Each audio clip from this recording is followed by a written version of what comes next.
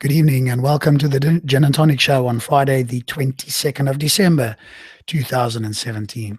My voice has not completely returned, so I also want to welcome my co-panelists, Stop Spamming, and Abu. Good evening, gentlemen.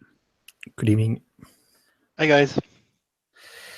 So tonight we are talking about, and this is actually a fairly passionate topic of mine, and it was suggested by Stops, and I think it's spot on for near the end of the year. Islam and the state of apologetics today. And I think we're going to have a very interesting show, no doubt, to share with you this evening. Before we do that, I'll just catch up with my co-panelists, see if they've got anything interesting to say before we do crazy comments, and then we'll be getting into the state of apologetics. Guys, anything to add? Nope. Shoot. All right, nice and short. Okay, perfect. Let's get into one of my favorites, the crazy comments. So here we go. Hopefully this is being shared now. Yep, there we go. Great. So here's our first comment of the evening. Speaker's Corner. Very good debate. Discuss cosmology. This was a comment on Phil and Imram and Hamza. This is definitely a video that's got plenty of comments on. Are you serious? I think Subur doesn't want to waste his time with cosmology, dinosaurs, monkeys, blah, blah. As a theist, we are more interested in reality and the ultimate truth, aka death, aka expiry date, aka 6 feet under. So please ask yourself or Phil or any other Tom, Dick, and Harry to discuss this subject matter. Thanks. Look after yourself because the clock is ticking. And I responded, what? Discuss the ultimate truth, aka death, aka expiry date, aka 6 feet under. Are you taking some medication? Are you asking people to discuss death? What about it? We all die. End of discussion. Yeah. So yes, let's not talk about, stuff that's in fact scientific and interesting. Let's talk about metaphysical things that nobody knows the answer to. Yep, that's a interesting strategy. Here's one of Stops's, I think. I think you sent me this, or I picked this up a while back. I left Christianity because it never made sense to me. I think everyone should read the Quran and make his mind up, because I found it to be the truth. And I don't know if this is your account, Stops, or somebody. Yes. Yeah. So you responded to what he says. I left Christianity because it never made sense to me. Well done. But what exactly did not make sense? A sky daddy who fails at everything it tries. He said, I think everyone should read the Quran. I agree. There's no better way of becoming an atheist. Beautiful. He said, I found it to be the truth. Oops, fail. A car, a garage, a tree, or a book cannot possibly be the truth.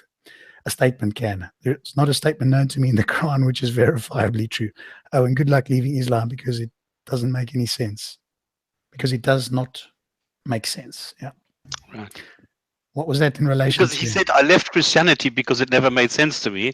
So I said, well, good luck leaving Islam now because it doesn't make sense to you. Yes, he hasn't quite got there yet.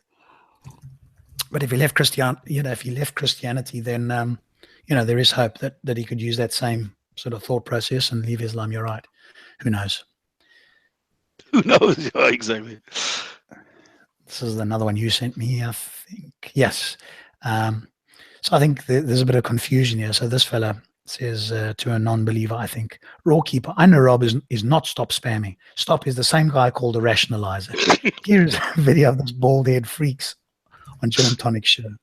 As I already state, if you want to debate, bring his ass to the park and we will see what he got other than fake multiple aliases. So obviously, you can clear that up, I think, Stops. Yeah, because I said to him, well, here's a video, here's an example where we are both on the same show. How do you account for that? Especially since, Rationalizer is a Brummy, okay? The accent is so remarkably different, I can't even copy his. No. Yes, but there's always people see as conspiracy, or they see or hear what they want to. If you've already got something in your mind, then it's easy for you to kind of misread or have a confirmation bias towards those facts. So yeah, cool. This one came into me today. Atheists are really strong on their faith. isn't this something that we've spoken about? But it's one of those things that just never dies. This complete misunderstanding of what atheists are or believe or whatever the case may be. And, I guess it gets tired repeating it, but, obviously not everybody's heard it, or if they have, they just haven't taken it all in. Yeah, but it doesn't make sense, because what they are saying is, if we have faith and they are belittling this, that means faith is useless because we are acting on faith, but they are acting on faith, so it should be equally ridiculous. So the Yes. logic there escapes me somehow. Yes, there's another way of putting it, of course. If they're claiming we have faith, then obviously they have faith because we're claiming that. Although I wouldn't be as generous as that. Faith is believing stuff without good reasons or evidence. So we don't have faith in the same sense they do. But they like to think we do, because then it seems to them that we're on an even playing field. Here's one for me. This was... I can't remember which video this was me talking to that young Muslim fellow of about 16 or whatever it is. Rob, you wouldn't just pick up an idiot's guide to become a doctor and read it thinking you were done with it. You'll be able to perform surgery. There's a reason why you go to school, college, etc., and learn from teachers. Same way the Quran works. You'll have to go to someone learned to understand it. Some things you will understand by yourself, i.e. the messages of oneness of Allah, His mercy, etc. Would like to see you bring that up against someone like Sabur. Your argument would be good against a Quranist. If your claim is that I or anybody needs to consult someone learned in order to understand the Quran, that completely undermines the claim that the Quran is a book for all people at all times. You can't have it both ways. Which is it? I don't need to consult someone learned to understand the Quran is not a complete book. And I forgot to add the rest there. And so this fella carries on, because he's not done yet. Carry on, sorry.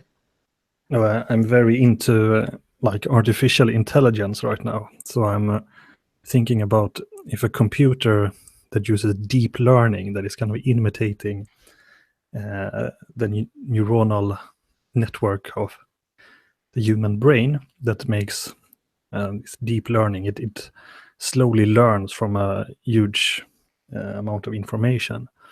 So is it completely impossible for a deep learning computer, if you hook a lot of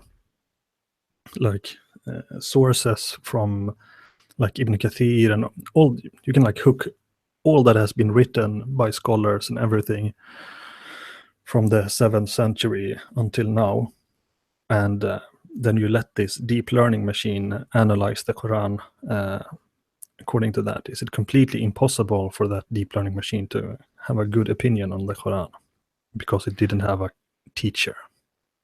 But not only that, I think you're onto something, Abu. I sort of follow chess and I play a bit of chess. I'm not a super high level, but I can play a reasonable game. And this is related. It might sound like I'm going off the topic, but it isn't. It's related in the following sense, because you brought up AI. Google released something called AlphaZero. This is a machine that learned to play chess against itself in 4 hours, and it slaughtered, and this is hard in chess, it slaughtered the best computer best computer program up until this point. 28 games out of 100, 28-0. The rest were all drawn, and those that know chess, there's a lot of draws in high level chess. But the program is called Stockfish, and Stockfish is way more powerful than any human player on earth has ever been. And AlphaZero beat this 28-0 in 4 hours of learning. It wasn't pre-programmed, it played by itself. You can imagine that. AlphaZero is so much better. That is an example of deep learning. But it's not just that it's better than any humans. I mean, computers have been better than humans since 97. But yes, obviously when Kasparov was beaten. But now this particular computer has taken a quantum leap almost over the best computer, that plays chess at the moment. So like you say, it could well be that, and it's quite, and Elon Musk and others are, there's definitely concern that AI could outperform us in virtually everything. And it may well be that in some distant future, it becomes self-conscious as well. So, and then what are these religious people going to say where, the so-called creator has created something that surpasses itself? Yeah, but this is something, the reason why I brought this up was because of this, because today we're thinking about using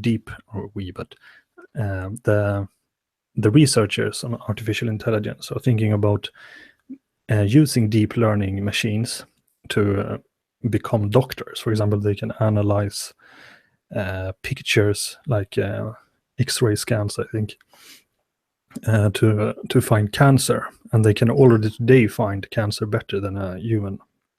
So, but the other point on this is, could that deep learning learn the Quran and then be able to put out verses that no human would know the difference? Now, if you didn't know the Quran back to front, you know, and verses were produced by a deep learning AI, it would.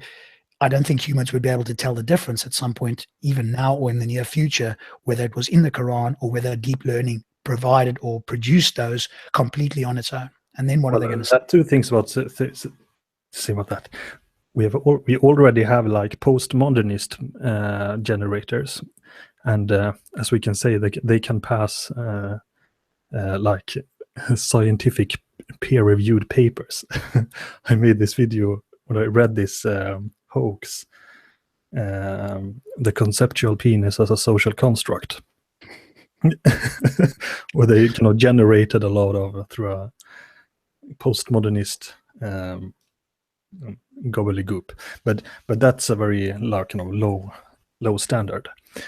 But it's an interesting thing. I actually think that poetry is probably going to be one of those things that computers going to be really good at. So I mean, I struggle to think of what computers are not going to be good at in the far future, especially when the AI gets to that level. We can always come back to this. That's a fascinating topic. Let me finish off these so we can get into it. But I'm very fascinated by that. So this guy carried on. Speaker's Corner UK. It's complete in the sense that no more revelation, as in nothing is missing. What you're talking about is, does it have all the information a Muslim need to live their life? The Quran tells you what to do, what not to do, but it doesn't give you the step-by-step that is shown and taught by the Prophet. For example, the Quran tells us to pray, but it does not tell us step-by-step or to pay the zakat. Speaker's Corner, you're right. It's not complete in the sense that it provides all the information necessary, of course. What is complete is a revelation. The deen has been perfected in the Quran. Is there the Sunnah? Is there? They go hand in hand. Okay, so I might not have read that accurately. So let me ask you, both you and Stops, would you guys consider the Quran complete in the sense of the revelation of the deen? What? The Quran? Yeah. Definitely not. What was the question? The question is, do you think that the Quran is complete? Because this guy is claiming that the Quran is complete in the sense that the revelation of the deen has been perfected. Well, I mean, that depends on how you depend on it. I mean, you can say that it's perfected because it says that it points to the Sunnah, that the Sunnah are going to explain the Quran. So in that sense, yeah, maybe. But you're very charitable there, which is fine. No, but you can't. The question is the Quran complete? Can I go to an island? I have no clue what anything is. I go and read the Quran, and then I can be a Muslim. No. Yeah, but you can say that indirectly it's complete. It's like you have the law book. What is it called in UK? The English. What's the primary law book called in UK? You mean the statute books? No, you have acts. It's different. You have Roman law, you have Dutch law, you have a combination, and then you have the precedents.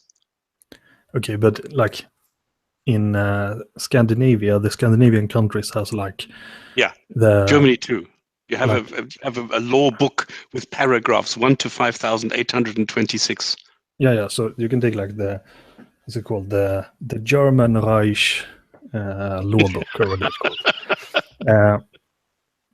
So there, if you take the German Reich law book, whatever it's called, and to a desert island and just read it, you're probably going to make more sense out of that than you make of the Quran. However, you need secondary sources. So you need look at what the Supreme Court judged, or what the Supreme Court how they applied these laws and so on, to know exactly what they mean. Yeah, that's obviously in a legal context. But in terms of the Quran being complete as a book, to be a Muslim, I think the consensus is no, not on its own. So don't say the book is complete, because now you're reinterpreting what the word complete means. If I go and ask any person that understands the English language and understands what the word complete means, they are not going to say that it's complete in that sense. Anyway, let's move on. I think that's... I just quickly want to react to this chat, this EBTV. Nobody is begging Muslims to integrate. The point is, if you don't want to integrate, fuck off. That's it. It's that easy. If I go to a different country, I behave according to the rules and laws of that country. I don't go to Dubai and then I somehow expect Dubai to change according to my way of life. That's it. It's that easy. If I don't want to go there, then I am not going to go there and go and oppress them with my rules. If I can't accept their rules, I don't go there. That's it. And well, yeah, I agree. Wherever you go, you're a guest in that country. You follow what the host country says, whether you like it or not. Quite right. I wouldn't go to Saudi Arabia and say, hey, you should allow me as an atheist to set up Speaker's Corner in Riyadh. I wouldn't survive 5 minutes. That would take my life in my hands. But unfortunately, some, and again, this is not towards all Muslims, so please don't take it that way. But there are some Muslims that take advantage of the Western sort of liberalism and democracy and so forth, and now they start the victim status. We're the minority. You've got to incorporate us. You've got to change some of your ways so that we feel better. No, doesn't. Especially if your ways are counter to ours. No, you follow ours or find somewhere else. We welcome people in, but you follow the laws here. Which means no death or threats to apostasy. Women get equal rights. The whole story that we've done a million times. So you're quite right, Stops. We're almost done here. Rob has finally come down to earth on debating with young children. So again, this was a comment. And I replied, I remain on earth as I've done my entire life. What about you? If younger people want to have a discussion, is that a problem, especially if they volunteer? Perhaps this young man will go away and consider his position before he becomes closed-minded, like some Muslims I know. You misunderstood me, Rob. Clearly, I see the physicality side of you on earth, but your mind only talks outer spaces. So I gather you... Excuse me? Hang on, I've still got a further bit. So I gathered you was searching for a way out through legitimate sources of information. This young boy seemed thrice younger than you. He was only teaching Tan the basics of how to behave like a decent human being until you rudely interrupted their conversation because you thought the kid was an easy target to be exposed. Didn't he approach you? No, I asked him something. I was standing next to him, and he and Tan originally asked him, hey, do you want to have a conversation on camera? So the young man said, yes. So he was talking to Tan, and then he said something, and I said, there's a problem with what you said there, and then sort of carried on the conversation. But I was standing there. I didn't sort of go and call him. I was literally standing next to him when they were talking anyway. And so I then interjected and say, I don't think that you've got a valid point on, the Quran being a complete book. And then we had that conversation. And so I replied to this guy, I understand English may not be your first language, so try and clarify what you mean by, but your mind only talks outer spaces. That makes no sense. I would encourage you to ask questions rather than make statements which you cannot justify. You can have the subjective opinion that I rudely interrupted, or because you incorrectly believe you thought the kid was an easy target. In future, ask me and I can articulate what I was doing or thinking unless you're claiming to know what is in my head.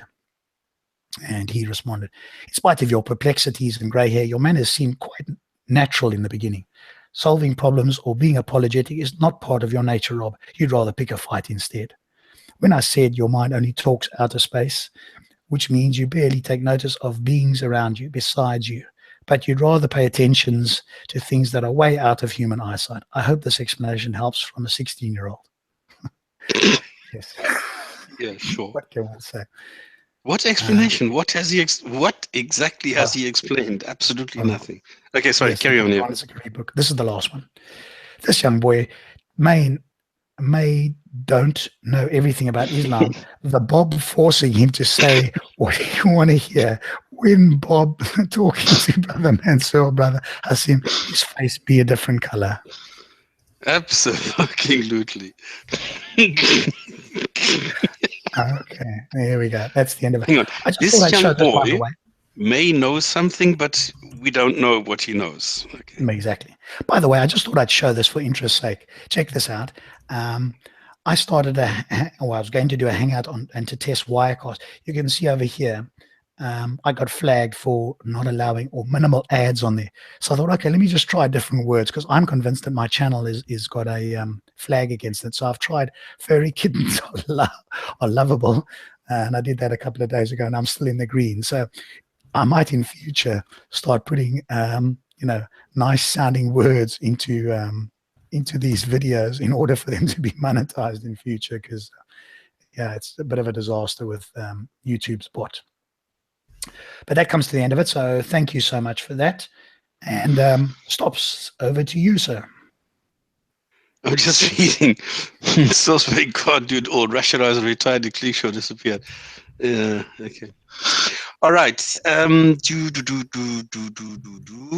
I am. Okay, what I would like to do is I would like to talk about the state of apologetics at the moment.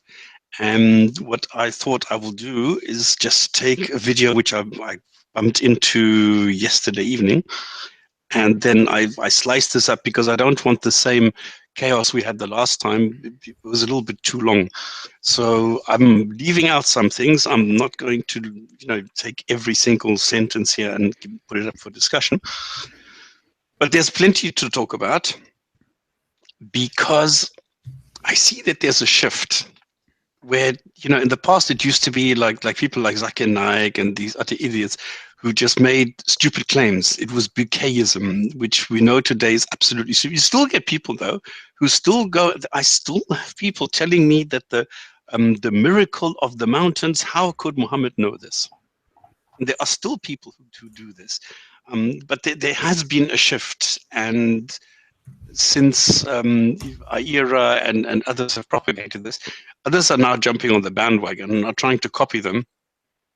But they still cannot get away from the Lane Craig thing with the universe has a cause and therefore there must be a God. And I always hear this Lane Craig thing, timeless, spaceless, and all this. He has a very distinct way of pronouncing these words, and I always have this in my ear when I hear. So all this old stuff, all this old vocabulary is still existent. Now the funny thing is, you don't need a prime mover or something to move something because everything in the universe already moves. It's the opposite that is true. It is that you need to stop something. I mean, it's almost impossible to stop something, almost. And it's incredibly difficult to do so. So it's exactly the opposite of what we know today. People still come today, yeah, but you need a cause. No, you do not need a cause. There is no cause as such if you actually go into it. There's so many things that are wrong with this way of thinking. So let me start with the first thing and see if this works, and then I'll just make a pause after a few seconds. Tell me if you heard what this Mohammed Hijab, what he said, what his claim was, and what you think of it. All right. So it's 3, 2, 1. Here we go.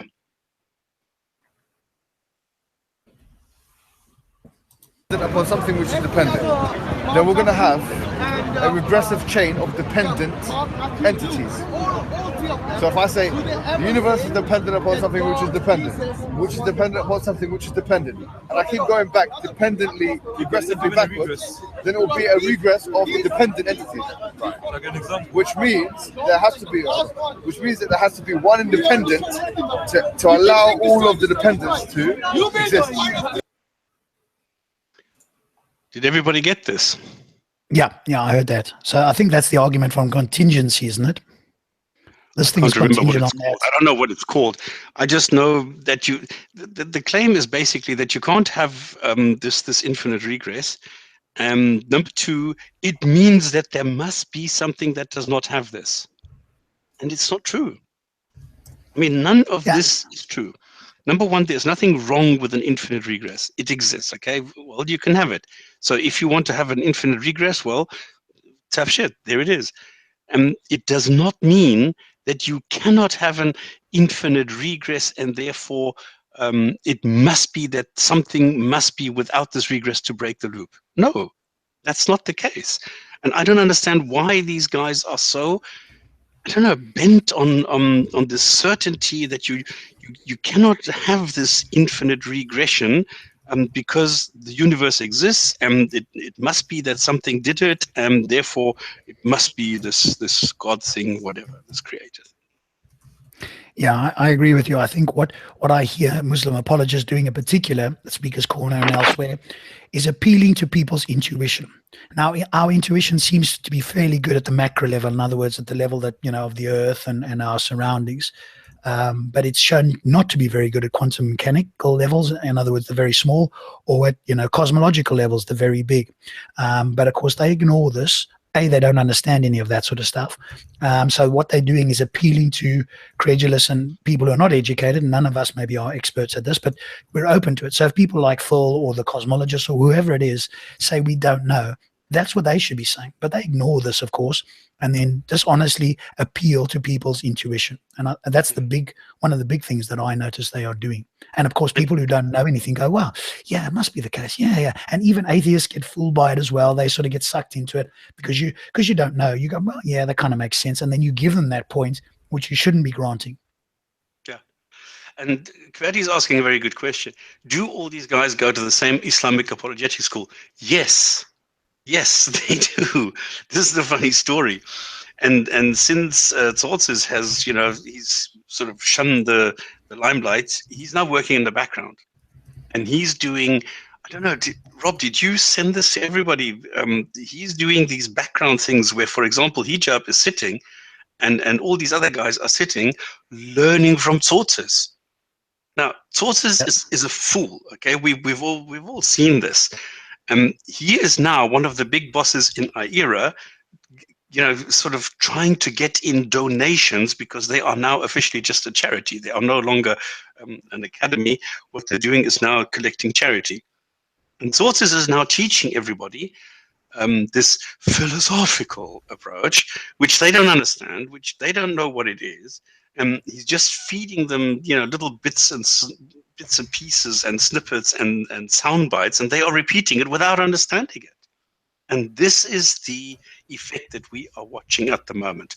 That Tsortzis goes, and it doesn't matter whether it's Imran Hussein, whether it's Subur, whether all these guys, they're all from the same club. And they're all coming from this group of being influenced by Tsortzis and co. Yeah, and I posted a link both in the private chat, in the main chat there, to the video, and there you'll see Hijab in the front row, and Tsortzis is doing the presentation there. So for those who are interested there, you can actually go and see it. It's happening, sort of, or it was recorded, and obviously they don't have a problem with that. So yeah, there it is. And I've shown, I don't know how many times, what a liar Tsortzis is. And I don't understand why people are still loyal to him. When I have demonstrated it, I've shown how dishonest he is, and they still worship him. This is quite strange for me, that they will go and they will continue with this. Even Hijab, I mean, it's so obvious that he said, if you answer this question, I'm going to give you £10. The guy answers the question, he does not give him the £10. Now, what is that? That's not the doings of anyone with a high standard of ethics. It's not. So why do they worship them? Anyway, so Hijab carries on. So let's go to the next point. God? You made the point that Jesus had a God. You made the point of all. You get it. All right. Now, so do you accept the idea that there could be an independent entity which allows dependent entities to exist? Yeah, I'm open to it. Excellent. Does that make the most sense to you right now of all the explanations that can be there? No. Okay, so tell me something which makes more sense to us. More sense. Yeah, it has to make more sense. You realize what just happened? Yeah, beautiful shifting of the burden of proof. Okay, but now, did everybody notice that? This is what for me is the important thing, that he doesn't know how to handle this. So he says, well, how do you explain this? I mean, he makes the claim and as the other one tried to explain it. So everybody needs to know that this is a common tactic that they use. And this is something that I'm trying to show people how easy it is to spot this and how easy it is to avoid this, to just simply say, I didn't make the claim, you did. And this is why I'm saying, listen, watch this, and you will immediately then know how to go ahead and even in a live discussion, you will be able to spot it. Yeah, and I think you're right. That's the kind of, let's leave it on your video. Sorry, my thing there. There we go. And that's the key thing for me now, is spotting the tactics. I'm not perfect at it. You're better. You're more experienced. And for those who are viewing, that's part of what I think this particular show, and I'll probably do another show on this in the future as well, is it's not necessarily what they're saying, but it's the tactics they're using. I mean, obviously it involves what they're saying, but what are they doing which, you know, you would not expect if you were having an honest and open conversation. I think that's the key thing, is to spot these. Some of them are innocent fallacies. They just don't know any better, but other ones are in fact conscious, intentional tactics that are being used to divert, to do whatever, to shift the burden of proof. And this is clear, obviously, as you said here. And that's for us to notice and to call that out. But in the heat of a discussion, of course, you got lots of people around, you don't always pick it up. So it's very easy to do it afterwards, but I still think it's very valuable because we can all learn. And you know, it could be that we do this on occasions, but I do notice, and obviously Stops, you've done some great videos on it, that some of the, you know, let's call them the regular apologists in Speaker's Corner, do this regularly. And so I'm persuaded that they are not doing it out of complete ignorance. They're doing it on purpose. And I think that for me is, you know, intellectually dishonest. Some say that the universe didn't even begin then. It just minimized. Well, you believe the universe began. That's fine. I think you're right. I agree with you. Yeah, keep going. Yeah. So. I mean, he's had 1 hour and 27 minutes with Phil, at least, where Phil explained all of this to him. And he still goes on with the same thing. The tactic here is that the guy on the left, the non-Muslim, never made the claim. He never agreed to this, because he asked him, do you agree that there was a beginning? And the guy says, no, not really. And then he says, well, we've established, and it's very good that you agree that there was a beginning. He never did. Yeah. You say that the universe had a beginning, yeah? Had a beginning. You just said that. I say it had a point where it began. Okay, okay, fine, no problem. No, yeah, put words in his mouth and then go with that. So you're straw manning the guy because that's not what he said. This is another common thing, isn't it? Put words in their mouth, misrepresent them, don't summarize them accurately, because charitability is just not something that they understand in a conversation, and then just run with whatever you've summarized their position to be. A very well-known tactic. But here, I've took this because it is so obvious. Would you agree that everything that begins to exist has a cause? Oh, you're not coming with us? No. And this is the point. Answer. Beautiful answer by that guy. The problem is, he knows there's something wrong, but he's not used to it, so he can't argue his point. So what the tactic here is, if somebody says no, then you need to go and now make them go and provide the evidence for why they don't believe it. And this is stupid. So give me an example of something that begins to exist with no cause. And this is the point. You do not need to. And this is now shifting it like full blast. And there is no necessity whatsoever for me to explain why I don't accept it, because he has not given me a reason to. And he's only made a claim, and I'm saying, no, I don't believe you. And I don't need to go and do anything. And this is the point again in the tactic that I'm trying to show here. It is so bloody obvious how childish this guy is in what he's trying to do. Okay, before you carry on, hang on one sec. So one thing let's have a conversation on this, because I think you can answer that differently. Because when the guy says no, he is in a sense making a claim. Because the guy puts to him, obviously Hijab says to him, you know, do you think everything begins to exist as a cause? And he says no. And I think and again, correct me or challenge me if you think so. I think if I was in that position, I would ask the guy, well, why do you say no? And I would expect the guy to. I have no reason to believe this. Okay, but so then the apologist could say to you, well, why did you say no then? Why didn't you just say, there's no reason to do so. You asked me, do you believe this? I said, no, there's no reason to do so. Okay, but when you say no, then you should have a reason why. You don't just say no for the sake of saying no. You would say no because X. So would it, I guess the question that I'm asking you and putting it out there to Abu and to the viewers, would it not be better to say, I don't know if that's the case? I don't know if everything that begins to exist has a cause. Yeah, It appears this is, that way of course. in the world, but I don't know about the universe. Maybe, in fact, things do come into existence that are uncaused in a sense. So we don't know. What are black holes? How do they come about, or whatever else? There's things out there that could. So I don't know, because when you say I don't know, then to me it sounds like you're in a better position, because then if they ask you why, you go, well, I don't know. We don't know this. There's a vast universe out there. You know what I mean? Because otherwise, go ahead, Abu. No, can I ask in a more practical way? Because he started to say, like, do you think the universe has a cause?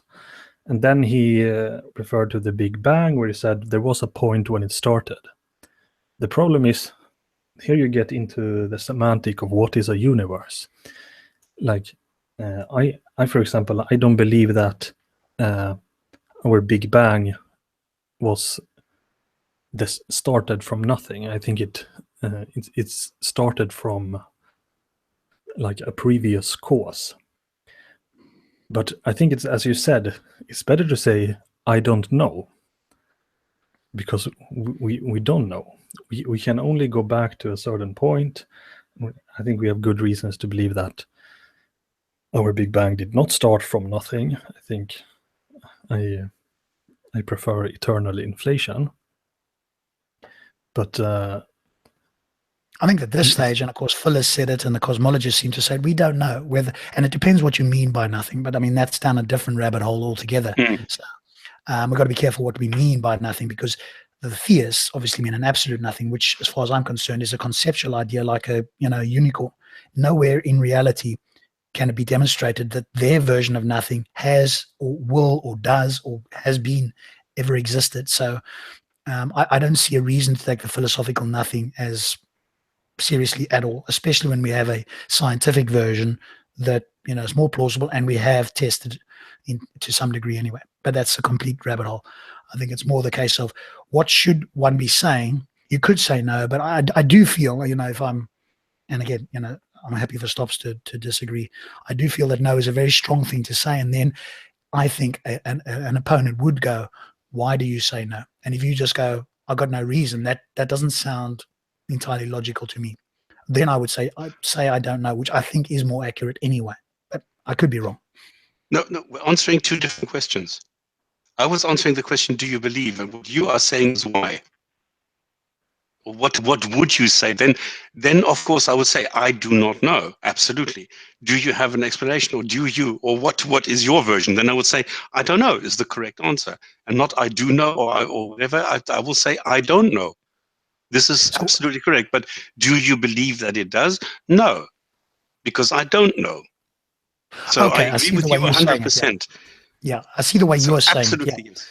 Yeah. So you're answering no in the sense that when he asked, do you think everything that begins to exist as a cause, you go no. It's still kind of strong, but I understand the way you are using it now, which but he said no. Then I think in the heat of the moment, I think Hijab would be justified in asking, well, why do you say no? And then he could say, well, what I mean is, because we don't know. Absolutely, yeah. Okay. Cool. Do these guys believe deep down that Islam is bullshit and all these arguments are rubbish? I don't think so. The funny thing is, they are desperate, because Islam is dying. Because as we go now into the 21st century, people have access to the internet. This is where religions come to die.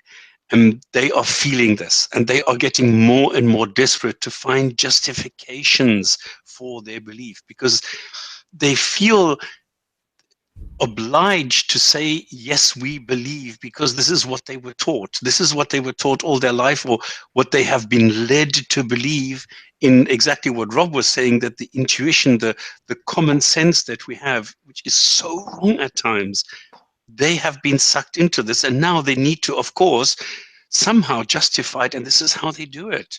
They actually believe that they are making a cause. That they are making an impact, that they are saying something profound. they actually believe that they are doing something positive for their cause, and they're not. They don't understand that people like me simply laugh about them because it's so unbelievably childish. So this is my personal interpretation. I'm not 100% sure that Islam is dying. I can agree that Islam should die, but if you look at like how many like the mosques even in Europe are quite like the Fridays prayers are filled up, and there are a lot of believing Muslims. So I'm not sure that it really is dying, but it should be dying. I suppose hopefully what stops, well, I mean, I'm not hopefully what stops means, I believe hopefully what we're referring to is more and more people having access to the internet and critical thinking kicking in. Because when you listen to all the ex-Muslims, and obviously you are one, Abu, as well, everybody that I hear goes, hey, I started to think critically, I came out of the matrix. They use basic words to go, hey, I'm no longer sleepwalking, or I'm no longer just, credulously or gullibly believing this stuff. I went to look into it, etc., etc. And I think that's the hope. And the internet is available, and shows like this and other, people more popular, more knowledgeable, etc., etc.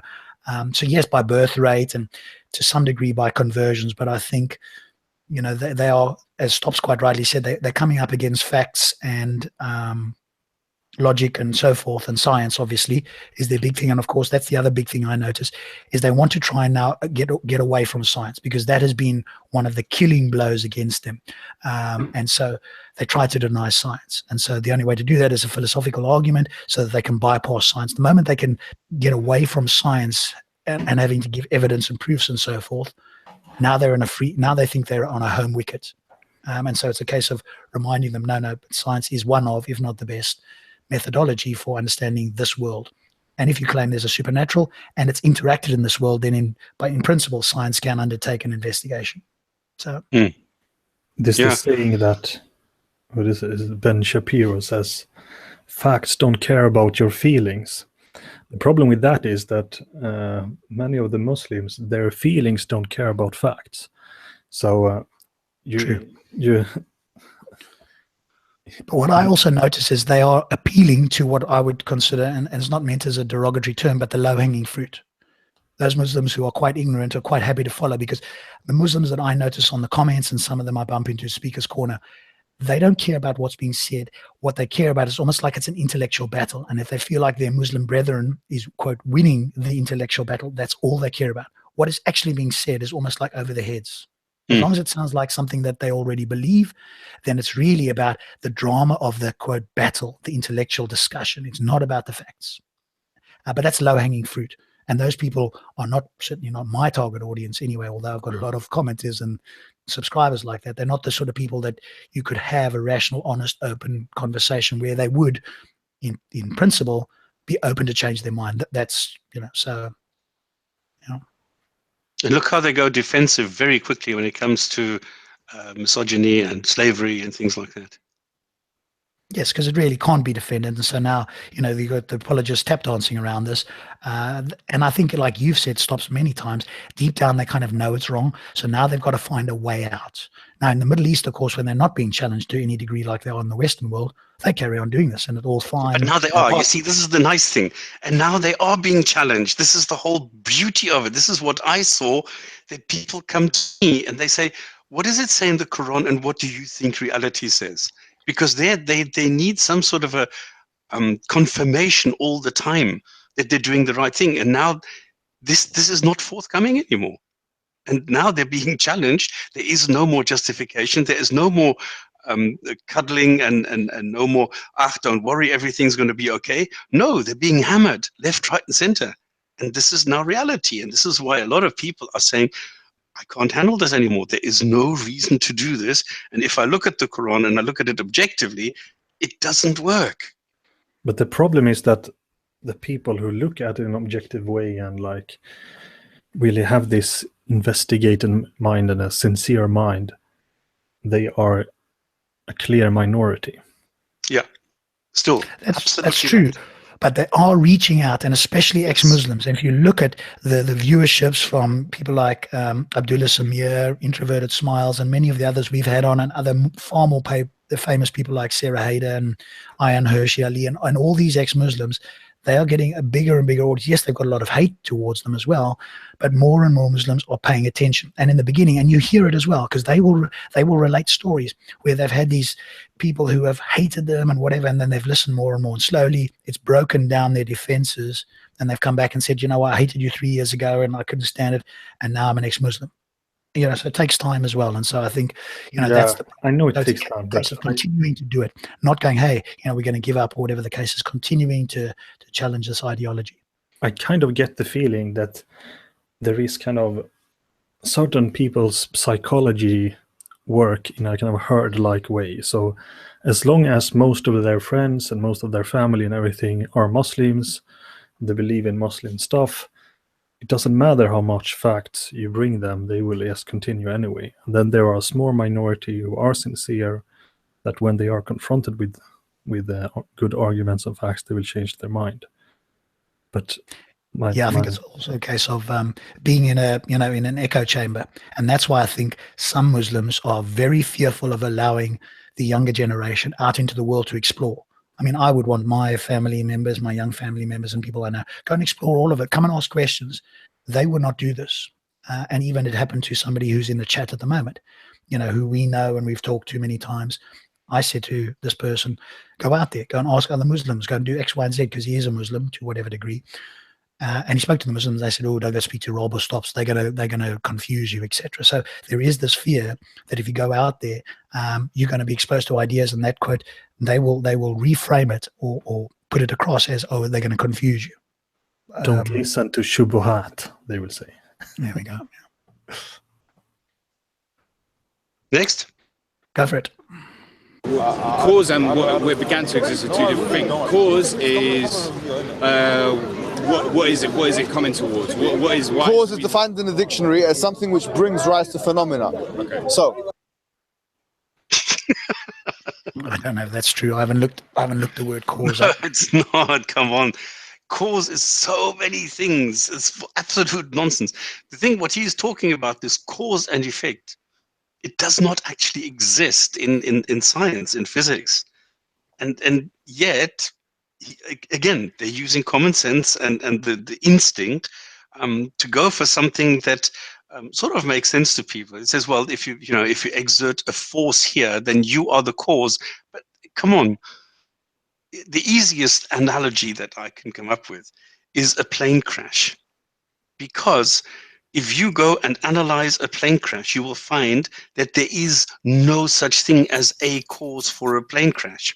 There's always multiple things that sort of add up, which then lead to the plane crashing.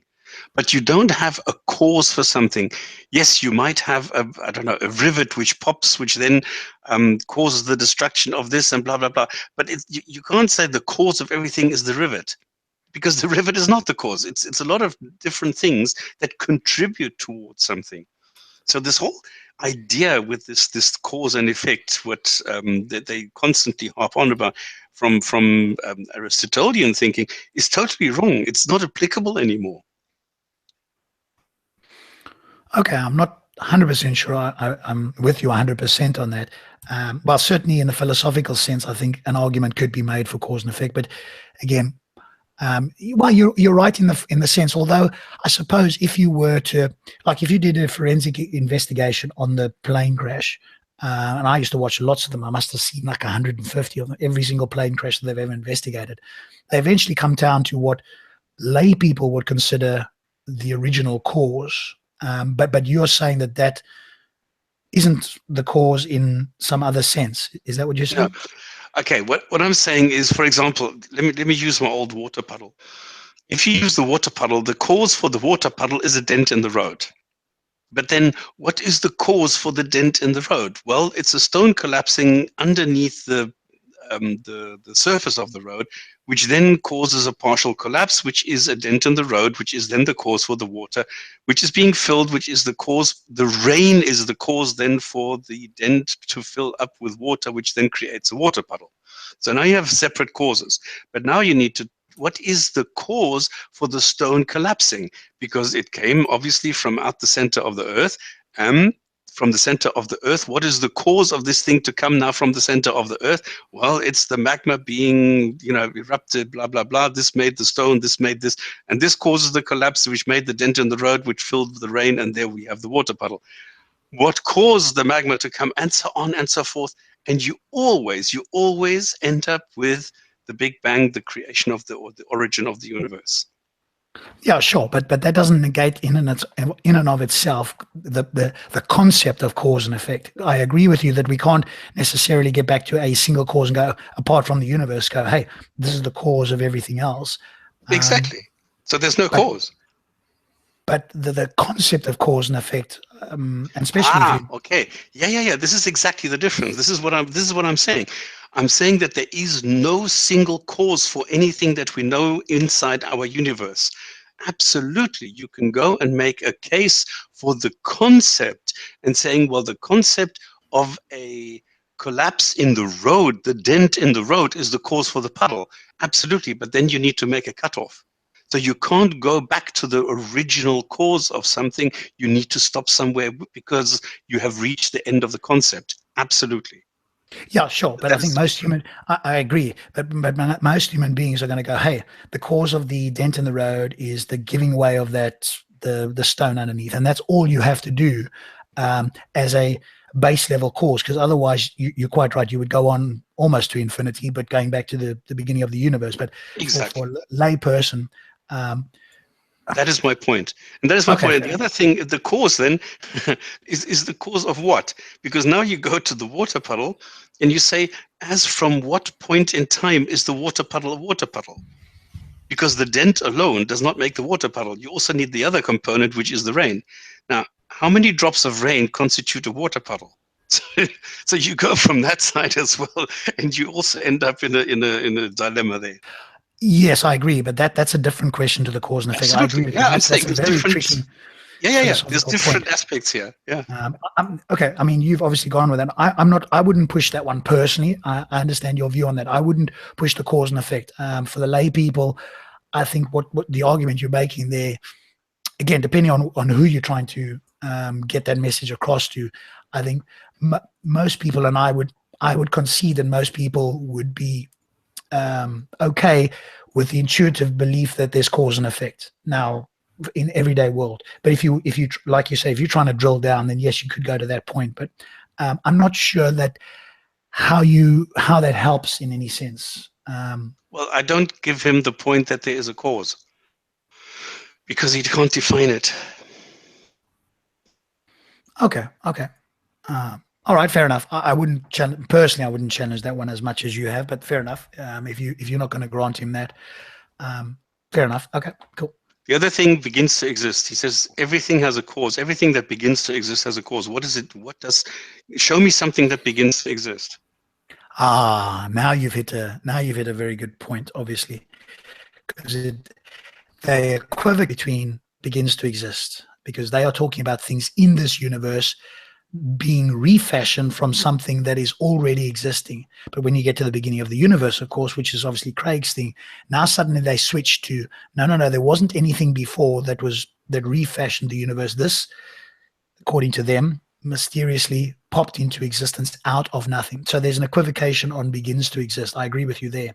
But again, I tried this with Hamza Redbeard, and it was right over his head. He couldn't get this at all. So one does have to pass that up. But you're right, that's a very important point, and it's something to call them on for sure. Yeah, and somebody has watched my video, or maybe because this is exactly the example that when does a beach begin to exist? Exactly. Yes. How many grains of sand does it take before it begins to be a beach? That's a hard question, even in philosophy. I mean, this is like almost an unanswerable question, really. So yeah, that's a tough one. Those are the questions that I ask in my water puddle question, as from what is begin to exist. Yes, your experiential, subjective, or otherwise observational life story would give us the indication that everything you've witnessed in your life that has ever been caused into effect has a cause. Okay, it's a bit of gobbledygook the way he said it, but what he really means is whatever you've observed has had an effect, has had a cause to its effect. Sure, I'm going to grant him that. I'm not particularly I'm not hung up too much on that. But so what? That doesn't help you necessarily, because there's a question in the chat that relates to this as well. EBTV is saying, so what is it that fashioned the universe? And I think on that particular question, I think we just answered that. We just answered that. It's begging the question, because we need to demonstrate that in fact something did, quote, fashion the universe. We don't just assume that the universe was fashioned. That's the important point. And because so few people have got any knowledge on cosmology, the automatic intuitive assumption is something had to fashion it, cause it, whatever the case is. And when you listen to experts in cosmology, they are saying we don't know this is the case. It could have been eternal. Now, the moment they say that, of course, most people's brains start to get fried, and they go intuitively, no, that's not possible. When, of course, as Phil has explained, and other cosmologists and mathematics, etc., infinities are not a problem.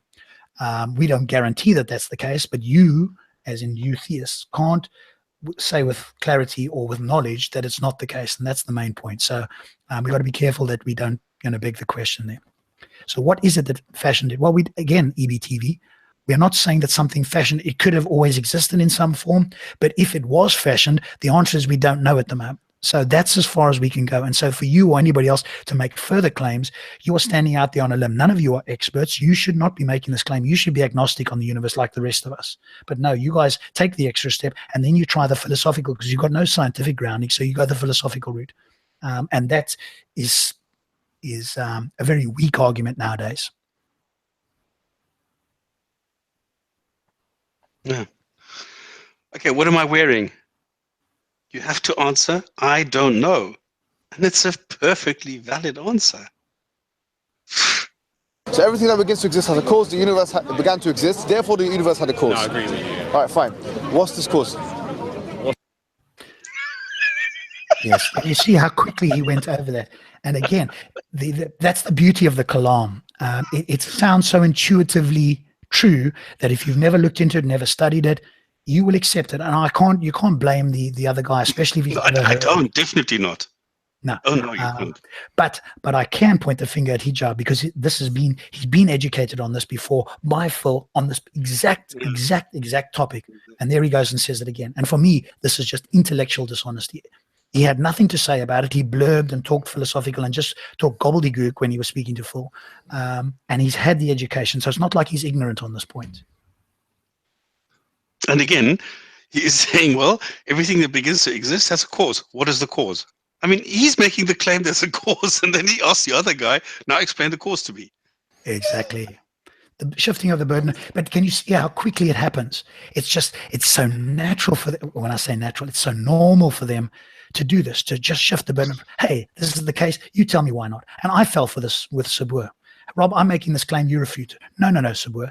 You make the claim, you substantiate it, then we can talk. So it is easy for that to happen, even for somebody like myself. I'm not an expert, obviously, but it's very easy to happen, and it just rolls off their tongue so easily.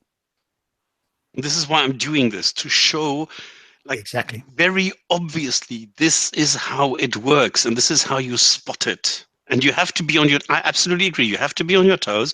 You have to be fully focused on this, but you have to be aware of this is the trick that is being used. And once you've seen it a couple of times, it becomes natural, because I can pick these up live by now.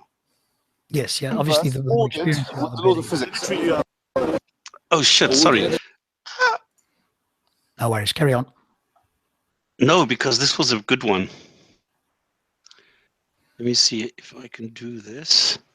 Abu, while Stops is going back, have you got any sort of comments on what you've heard or what we've said? No. It's a bit technical with all right. Okay, but it's not technical. It's kind of semantic. Okay, but more on the tactic itself. If Abu, I had explained to you about the universe, which you kind of know a bit about anyway, and you didn't have a response, and you have no way to disprove it, and then you come back and saying exactly the same thing that you have had an education on. I mean, what is your thought on that? Can you give me an example? So you say that the Quran equals the Sunnah, and somebody tells you, no, those are two different books. Sunnah and Quran are different things. Well, then the next week you come back and you say they're the same thing again. they are different things, but it depends on what you mean. Like they are clearly linked. No. Is the What's the Sunnah equal to the Quran? No, that statement is false. Okay, now you've been taught that Sunnah and Quran are different things. You cannot say Quran equals Sunnah. Now you come back the next week and you say Quran equals Sunnah. Well, that doesn't make sense. Well, this is exactly what's being happening at the moment. Yeah, that's a big thing, you know. All right, go for it, Stops. The cause the universe began to exist, therefore the universe had a cause. No, I agree with you. All right, fine. What's this cause? Is this universe ordered with the laws of physics? Okay, this is very, very important, and people need to analyze, need to realize this. What he thinks is that the universe is like a road, okay, where somebody has set up signs saying maximum speed 50 or no parking or something. So he says, who has put up the signs, the laws that you're only allowed to do X? And this is what he is now applying to the universe, because he says, who has put up the signs there that gravity must be this, the thing constant is this, and blah blah blah. So if you're looking at the four basic forces, who has determined these? And he thinks these are laws, and they're not. It is us looking at a ball that is rolling down a hill, measuring the time it takes to cover 10 meters by using a stopwatch, and then determining the speed of the ball. It's not that we are now saying all balls have to go at this speed, or all balls going down this hill with weight X, or whatever. It's not like that. It's not prescriptive. It's not something that we are saying, okay, the limit of a ball rolling down the hill is 30 k's an hour. It's not. And he doesn't understand this. He doesn't understand that the so-called laws, what we call laws, are simply observations. He does not understand this, and he goes like over and over. You will hear this now all the time. Yeah, it's, you know, we give these discoveries a conceptual name, and he's going, is the universe ordered? And my question, what do you mean by ordered? Yeah, I mean, exactly. you could look at the universe and go, it's completely random. There's galaxies all over the show. They're not in a straight line or in a perfect pattern as we would understand order. So what do you mean by the universe is ordered? Now give me a methodology that I can take on board to ascertain whether the universe is ordered. Otherwise, you're just, again, appealing to my intuition, which, if we look at it and step back and go, hey, like a chessboard with chess pieces, that's ordered. You know, the 64 blocks and they're in a nice line, etc. To me, that's order. Now I look out at the universe and I just see stars randomly all over the show. So obviously he's probably not going to accept or say, but he's not clear on this, that the universe is ordered in that sense. What he's probably, and like you say, we're probably going to get to that, is that the laws of physics, or the fundamental laws, the concepts that we have undertaken to call the laws, those are ordered. Well, that's debatable. You need to give me a methodology that I can ascertain whether it is in fact ordered. Yeah. That's never forthcoming, of course, never. Any other comments? Emma's just stepped away for a moment, so go for it. Is it ordered? Yes, with the laws of physics. Is it ordered as in, has the laws of physics said you've got to exist? No. Do we have laws of physics in this universe? Yeah, the one, yeah. Yeah, and what do the laws of physics show us about the universe? It shows how it works and why. Does it show it's ordered or non-ordered? Ordered or non-ordered? Yes. Yeah, like, is there a system or is there no system? It's a lot of it is random. Okay. Thank you. Great answer by that guy. It seems random. You know, two particles coming into existence, annihilating each other, quantum mechanics, black holes, etc. Again, give me a methodology for what is ordered and not. Tell me how I can use a method that's in your brain to ascertain whether something's ordered. Don't just tell me it's ordered. Prove that it is and give me a methodology. You'll hear crickets. Yeah. But he's so bent on this order, which doesn't exist, and he can't explain it. So he just says, yeah, but it's obvious. Everything is ordered because you have the laws. Because for him, if you have laws, it must be ordered. But he doesn't understand that it's the other way around.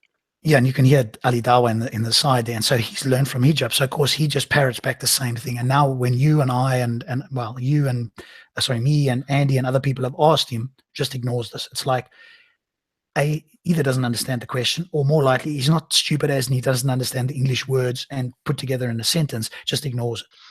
Because he doesn't have an answer for it. You're now asking him, to dive deep into what he's saying. Not even deep. It's not even deep. It's just shallow.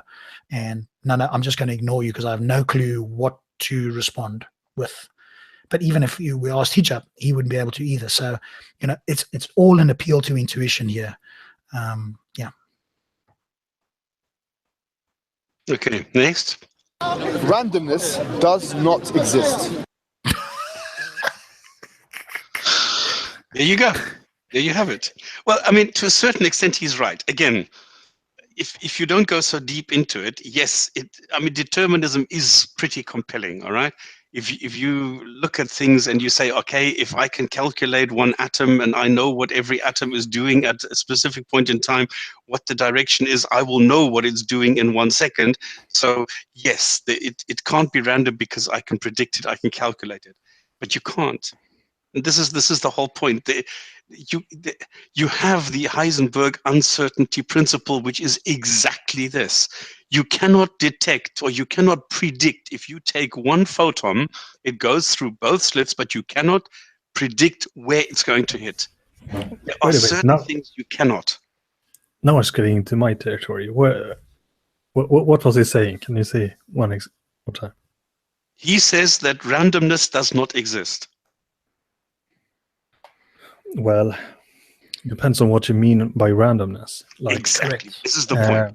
So yes, to a certain extent, but not absolute. And that's it. He says all philosophers agree that randomness does not exist. And that's not true. Yeah, but in the case of quantum mechanics, it actually depends on what interpretation of quantum mechanics you think is true. Well, Copenhagen is gone, right? We agree on that. Well, there are many. Okay. If you look at, yes, I don't like Copenhagen interpretation. Right. But why? If you look at, there are many physicists that I think just out of laziness still adheres to some kind of Copenhagen interpretation. Yes, exactly, but that's it. But if you take the interpretation that I believe in, which is the many world interpretation, then it's not random. Like all the outcomes happens, but there is a cause why you end up in a certain in the branch that you end up in. It's not random in this, like it is caused, but because you was on that kind of branch to begin with. It's just that branch lay upon the other branches simultaneously until they separated from each other, until they decohered. That's going a bit deep there, Abu. I don't know that anybody will be able to follow you with that sort of thing. But I think you made the good point, which is we need to understand what does he mean by randomness. And we've had a couple of comments in the chat there. One is somebody suggesting, and I think he's right, randomness does not exist in inverted commas, is a belief. That's Hijab's belief. He needs to demonstrate that that's the case. And TDS Dave, who's working with Phil on some of the things, Copenhagen is the most popular still. Everett's is second. I've not heard of Everett's. But whichever way it is, there's some belief that some of the things going in quantum mechanics could be considered random. So you have to give a definition of what random is and a methodology for us to determine is something random, but to make the blatant all-out statement. And that's why sometimes I think he's just trolling. I really think he's trolling because if he was sitting with Phil or somebody else or Kraus or somebody that knows it, or Abu or whoever, and he knew that person knew what they were talking about, I'm pretty sure he wouldn't be saying that. So I think he's just throwing these things out there because he's probably aware that most people will not have a response to this. So he just makes these comments, and he's not being asked to provide evidence or to put forth a methodology or to explain what he means by random. So he's kind of getting away with it in a trollish fashion, I think. Yes, this is why he uses this philosophy approach a lot, because a lot of people simply don't know anything about it and will simply just say, no, I don't want to go there and let's leave it. Yeah, you're right, and that's it. I mean, I'm one of them because I don't know much about philosophy, and this is why I would always prefer not to go there. But this is exactly what he's trying to do, shift it onto philosophy. And you'll hear this just now. Anyway, but he's making claims like that. And I, I suggest everybody immediately jumps on this and says, define and demonstrate.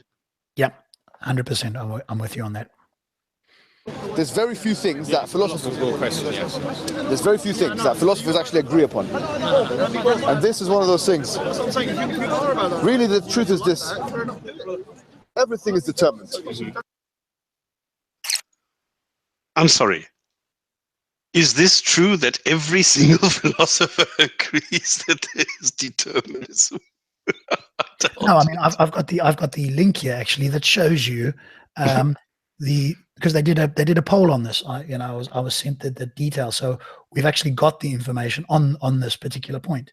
And if I've got it here somewhere, I could show it to you. But no, philosophers don't think that. There's a percentage. So when they were asked, and many philosophers responded. If I can find it here, I'll put it up for you and show you what. So no, that's clearly not the case. But again, this is the thing that happens in Speaker's Corner. Of course, you can just make these random claims, and unless you're speaking to a philosopher or somebody who's knowledgeable, it's hard to refute. But again, I think your methodology stops as the right one. Prove that's the case. You've made a very strong claim there. Show me that's the case. Provide me some evidence. Go online now and show me where 100% of philosophers say that that's the case, that determinism is true. Of course they don't. And I've got, if I can just find the figures here, I know that it's about 12% are don't believe in determinism. In other words, believe that we've got libertarian free will, which I think is a non-starter. But surprisingly, about 12% of philosophers believe that determinism, in whatever sense, does not exist. Because if you're a libertarian, you have to believe that determinism is not true. But the rest of philosophy does. So you've got an overwhelming majority that does, but certainly not all. So I'll try and find it as you carry on. Anyway, but this is the official Speaker's Corner channel, so you must be right. But look, here we go. I've got it. Even if you, like, I don't think he really was talking about free will here. But even if there was that was going to be my next point. Exactly.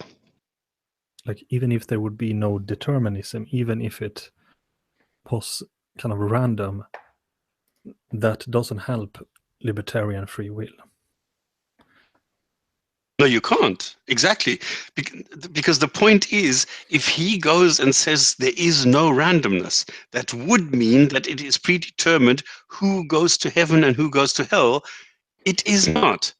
Because according to the teachings of Islam, you cannot say who will go to, not even Muhammad knows whether he's going to go to hell or heaven. No, he doesn't know. But Allah knows. And it is already written before. But you go back to like the idea of libertarian free will, which should not be like, this has nothing to do with the political ideology of libertarianism. Although many libertarians, unfortunately, believe in libertarian free wills. But I just think that is probably because of the dishonesty. But I think you can be a libertarian without believing in libertarian free will. Anyway, but libertarian free will is not helped by randomness. Even if we could, even if we supposed that the physical world is random, or at least has randomness at its basis, that doesn't support free will. Because if random events like don't produce free will, in order for there to be free will, you had to have a kind of metaphysical soul that is separate, can work separately from the randomness or the determinism. Yeah. And that doesn't make sense. I'm sorry. Yeah, there, TDS Dave has just sent me a link, which I've put on screen there for people to see. There's the surveys done. Now, just for those people who think, libertarianism is basically denies determinism. And so there are quite a few theists, but whatever the case is not 100%. I think that's the main point to be made there. It's, again, all we need to do is look up the facts. Here they are. It's not rocket science, but It's again difficult to do when you're in speaker's corner. But this is again, and I want to highlight this as a tactic. These Muslim apologists make absolute claims, which obviously, if we were online here, we could take us 5 seconds to bring this up. People like TDS Dave and other people would have access to this, and then they will immediately be shown to be wrong. But it's easy to make claims here where you don't have that information. And of course, this is what the Muslim apologists like and their followers love, because then they sound like they know what they're talking about, when of course they don't. Exactly. Well, exactly. But it sounds like it. And this is their apart from the tactics, this is their strategy, is to sound like you know what you're talking about, make these quote absolute claims, because you cannot easily be refuted. And then when they are on occasions challenged to provide the evidence, then it becomes a tap dance. And I don't know if that happens in this video, but I'm working on some videos myself where I want to bring this up and show the tap dance that happens when they are asked to provide the evidence for their claims. Okay, you won't see it happen. Answer Martin And yes, says, we have talked about free will and in great detail. Yeah. Answer Martin says, no, randomness may be able to create free will. We don't know that. Look. Yeah, let's not go down there at the moment, otherwise we'll go down I don't agree. down a rabbit hole. Yeah. We can talk about that again at some point, but yeah. Okay, next point. Yep, go for it. Because now he's just yakking, so I speeded this up. Oh, I love your speed up. Sounds like a tape.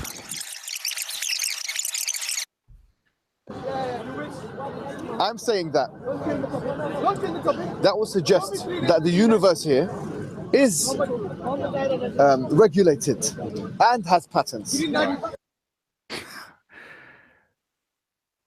And he will continue claiming this, yeah. Hang on a moment.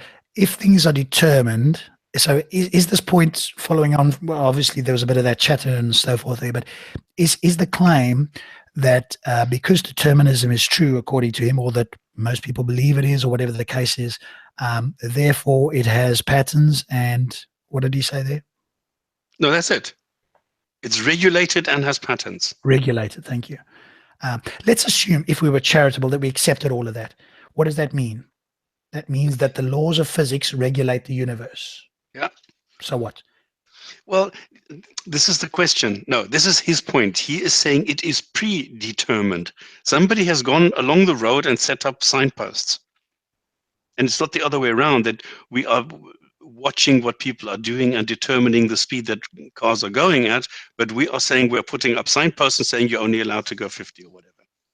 And this is what he's saying, that the universe is regulated by his God, and his God says, well, gravity on Earth on average should be around about the 9 or 10 whatever meters per second square. And that's it. This is what he thinks is rational and reasonable to think, that it's all predetermined. But even if it were, again, even if we granted that, which, let's say determinism is true at every level, we don't know if determinism is true. All we can say is determinism is true seemingly within this universe up to Planck time or whatever the case may be. Yes. But that seems to me to undermine their entire argument against for free will. So on the one hand, he's arguing determinism, but then, now we won't get into free will, but that contradicts his claim, because then if everything is determined, it's impossible to have free will in the sense that they understand. Exactly. And on top of that, all we can say is, well, if it's predetermined, and so what? How can you now make the jump from predetermined to his favorite God? Yes, because Phil has made this point. I was traveling with him on the train to I think it was Cambridge, to go and interview Sir Roger Penrose, and we were chatting about this, and there was a philosopher listening to us on the train, and at the end of the train journey, because Phil was doing most of the talking, and he said, wow, that's one of the best conversations I've heard on a train. And Phil was like really pleased with, wow, good, because this guy said, I've talked about philosophy. So Phil was like, oh, that's cool. But Phil was making the point, it could be that the laws of physics, or these, quote, fine-tuned, which aren't really fine-tuned, but these laws of physics are infinite. They've always been there. Who's to say that the laws of physics cannot or have not always existed in some way, and then they manifest themselves when the universe came into its current form, let's call it? Who's to say that? Exactly. Yeah. And if you want to define your God into existence and make it eternal, why not do the same thing for the universe? It's that easy. Well, there, exactly. And there are, as I've shown before, models that show that do not violate the laws of quantum, not quantum, well, partly quantum mechanics, but more general relativity in the laws of physics that say that the universe can be eternal. And I didn't interview, but I was there with Phil when he interviewed Richard Gott, which is the psychic conformal cosmology, CCC. And that model postulates a past eternal and forward eternal universe. There we go. Okay. Next. Question. Why is it stopped? We've established that randomness does not exist. You've established that. Right, no, we know that. Yeah. Very nicely put. That guy said here. There you go. You've claimed, you've asserted that. We haven't established diddly. But this is brilliant, isn't it? This is part of apologetics 101. I'll make a claim, and I will then make a second claim, which is we've established it. It's like cold calling with Darren Brown, you know. You know, I'll just make a claim, and then I'll assert that that claim establishes the point. I mean, really. But again, it's, you know, but it's educational for us to look at it now, because in the heat of the moment, you're not going to catch all of these things. But it's like you say, this is good for us to look back so that we can in future catch these things. Because I don't know whether, you know, sometimes I'm not sure whether they know they're doing this, or it just happens unconsciously, or whether they are being intentionally dishonest. I'm yet to decide that it's entirely one or the other.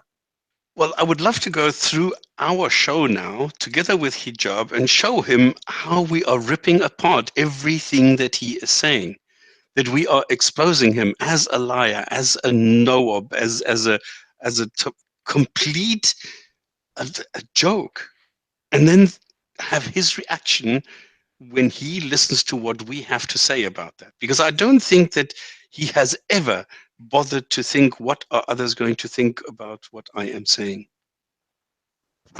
No, but again, they're not that. I also think that it's a case that they are not that concerned what others think, in the sense of they already think they have the truth. They're not going now down there to have an open and honest discussion. Hey, maybe I don't know everything, or I don't know the truth. Let's see if there's something that I can learn here. They're going down there with, we already have the truth and we're going to proclaim it. And we're going to challenge you guys, and we're going to use the various tactics we've talked about, because we already have the truth. Yeah. Abu? Yeah, sure. That was good. Okay. Skull. Carry on. The same thing applies with saying that the universe has a cause. If you say that the cause had a cause, you would have a regressive chain called the infinite regression. Now that infinite regression has to have one start, right? Something which started everything up. Okay, we said already, no, it doesn't mean that. He just repeats it again and again. I think that guy, I think you chopped it right there, where I think the guy said, no, I don't think so, or something like that. So he may have actually disagreed, but I think it got edited at that moment. Yep. Could be. When we look at the laws of physics, the fact that the universe is ordered, regulated, it has systems, right? That should indicate, and everything is determined. That should indicate to us that the independent entity that started the universe, or the ultimate cause of the universe, is in fact an intelligent cause. Yeah, it's begging the question immediately there. So what tells him? How does he know this?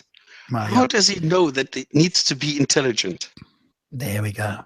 So he just assumes it in his premise. So that's, you know, a textbook begging the question straight up there. Now we're going into the William Lane Crain snippets. No, that's cool. By the way, that guy in the background there that's holding the phone is a revert or a convert, 3 weeks old. There's some other video I happened to see of him recently where he's telling the story of how, you know, he looked into this and, you know, if for him it was true, he looked at Christianity, etc. So I thought that's a tidbit. Might find that video again. It's a shame that one couldn't speak to him, because he's still quite new into it, and it would be interesting to see, because he's not, you know, potentially as deeply ingrained as the other guys are. So just a matter. Yeah, don't call people reverts. Okay, well, I mean, I think that's the name that he gave himself. So I'm not doing it. I mean, what's the difference? A revert is somebody who used to be by birth a Muslim who is now coming back into Islam. could it not also be somebody who was a Muslim, whether by birth or not? So a convert that left and then came back, that would also be a revert or not? They Do you don't have to use that perform? word for that. Oh, I okay. have never heard anybody being called a revert who left Muslim, who left Islam, like this Zakar something guy. I don't think they call him a revert. Okay. I think that's what he called. So it was only because I remembered, as far as I can remember, so I'm not doing it derogatory or any other thing, but I think that's what I heard when he said it. He said I was a revert, so I just used the word that I remember him saying. But anyway. Yeah, okay. Yes, they will do that. But then you are saying, and exactly this is what Rafa just says, by calling them reverts, you are confirming the narrative that everyone is born a Muslim. This might be a bit cheap, but what's the difference between a revert and a retard?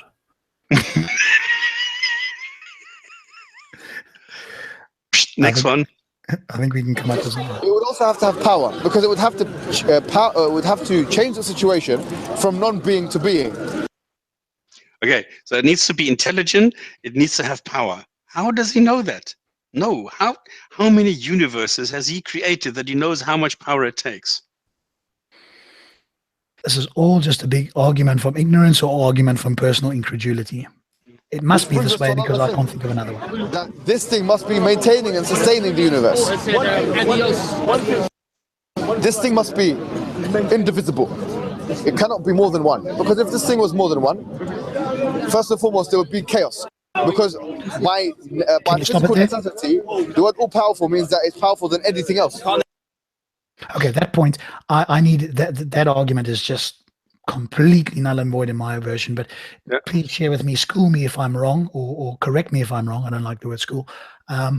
Why could it not be a committee?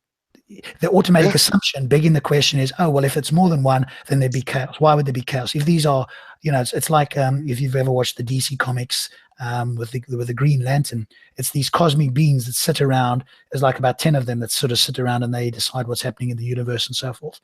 And they're all highly advanced, incredibly powerful beings that brought the universe into existence, and it's a committee. So that he's big in the question, and he's not in any way substantiated that point.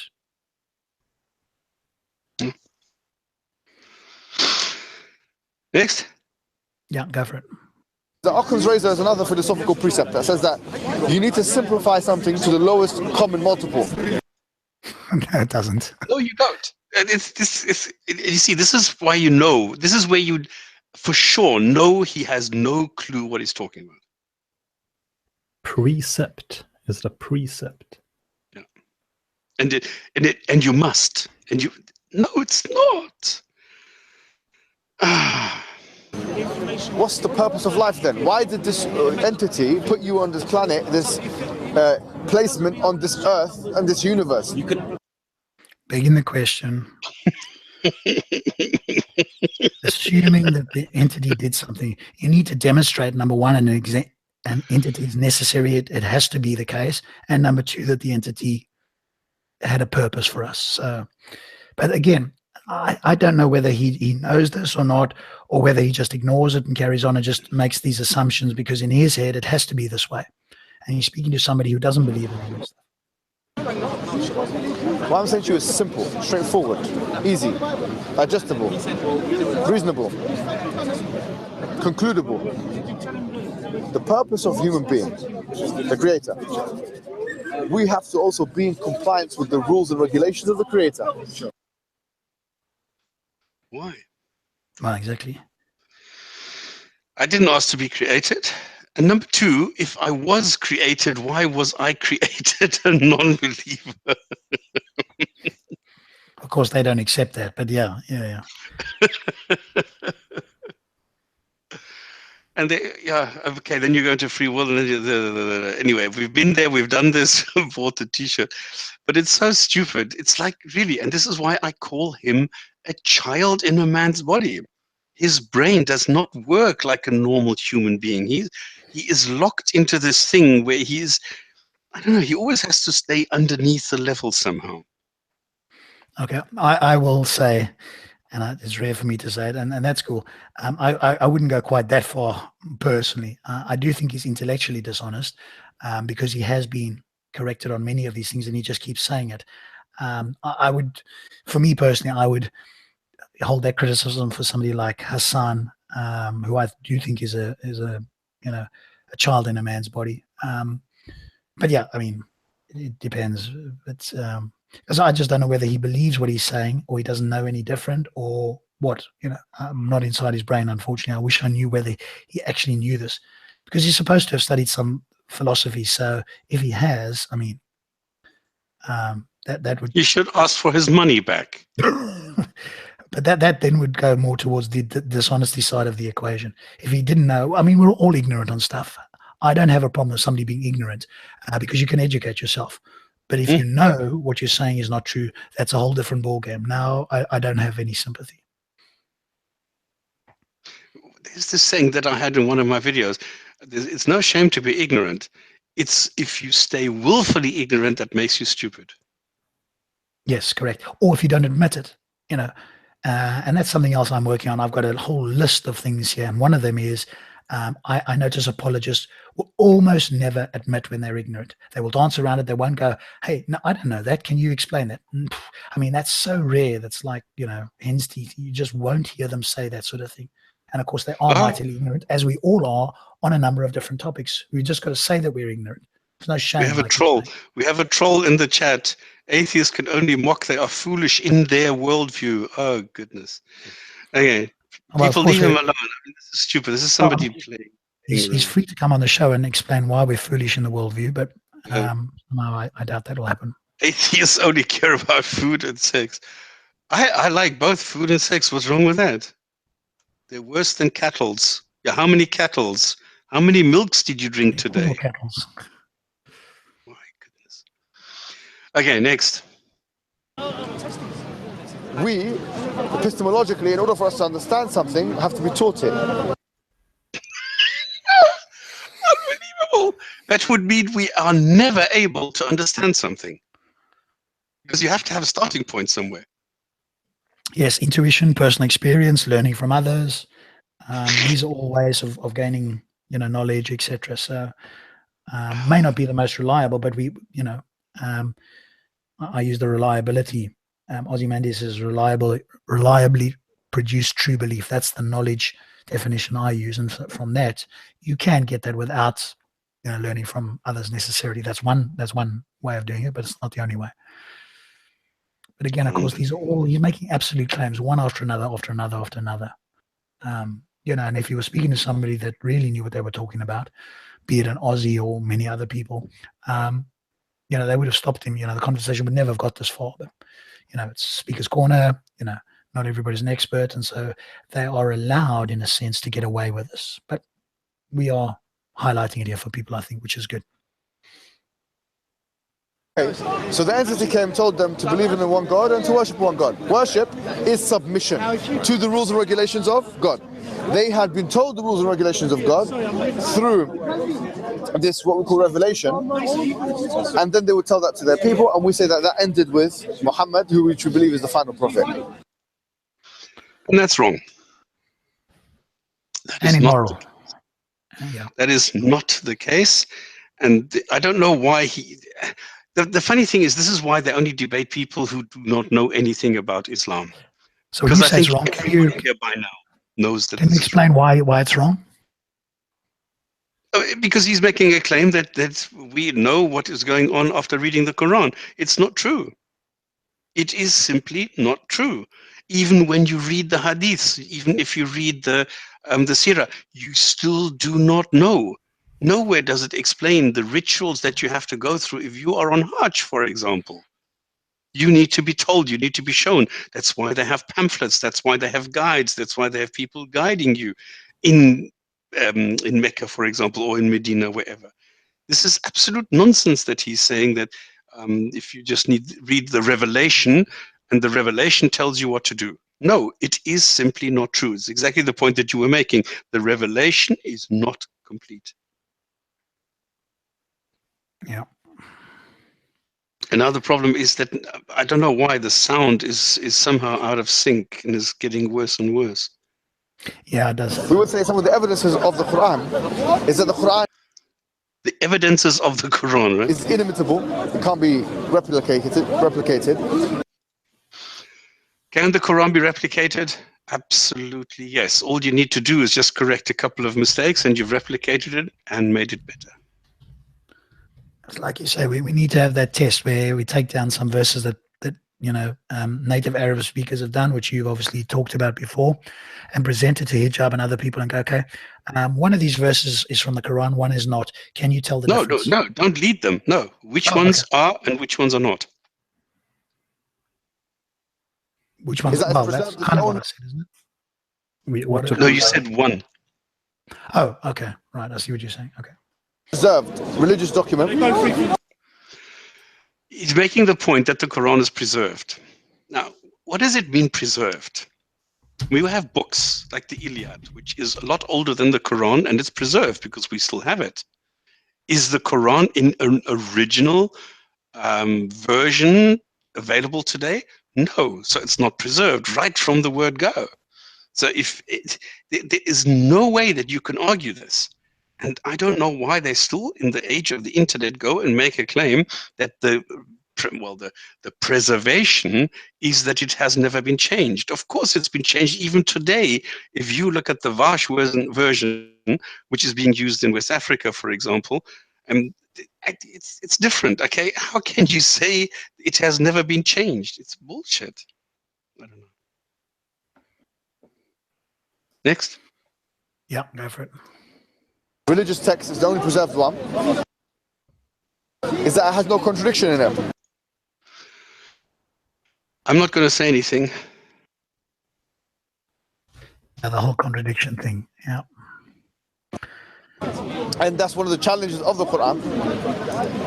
And also that no one is capable of producing, and we've said this before with Inimitability Challenge, anything like the Quran. We're going to talk about this again? This is just a claim that they keep repeating over and over. They don't give any methodology. They don't say who's going to determine whether that's the case or not. It's essentially, as far as I'm concerned, it's an unfalsifiable claim. And it's also, and you don't hear him say it, when they're pressed, they'll go back to, oh, well, only an Arab speaker can do it. So why does he even bring that up to this person? It's completely irrelevant to this person. But, In addition to that, there are other things like predictions it makes of the future. Oh, that one, oh my word. Can you show me a prediction, please? There is no prediction. Yeah, show me one. But of course, and this is the other thing that I've said to him directly to his face. His bar for accepting a revelation or a prediction is so low, it's just laughable. The more precise, the more accurate the prediction is supposed to be, the more likely that those of us who are not already accepting the religion will look at it. These, very vague things that you can mean to say anything and then try and back it up with stuff afterwards. All you have to do is say, here's the revelation. I would go, holy crap. You wouldn't have to explain anything else. I'll be going, that is remarkable. If the Quran had said something like, in 1,000 years or 1,200 or 1,500 years from now, man will be connected via electrical machines where they'll be able to have communications with each other across the world. That would be, for me, I would be sitting up going, holy crap, that is quite interesting. How on earth would you learn that? You get nothing, even remote, and even that is not specific enough, but, that would have been something. Or, germ theory. The reason you get sick is not because of, God doesn't like you or you've been cursed, is because there's small invisible germs that are floating about that you can't see, but man in the future will determine. Now you begin, okay, he wouldn't have known that. Just give us something that it's impossible for him to know. I'm waiting. Excuse me, waiter, can I have a beer, please? I predict somebody's going to come around in the near future and bring me a beer. Yeah. I mean, the Prophet practically predicted, I would say the majority of countries that are Muslim now, he predicted that they would be Muslim.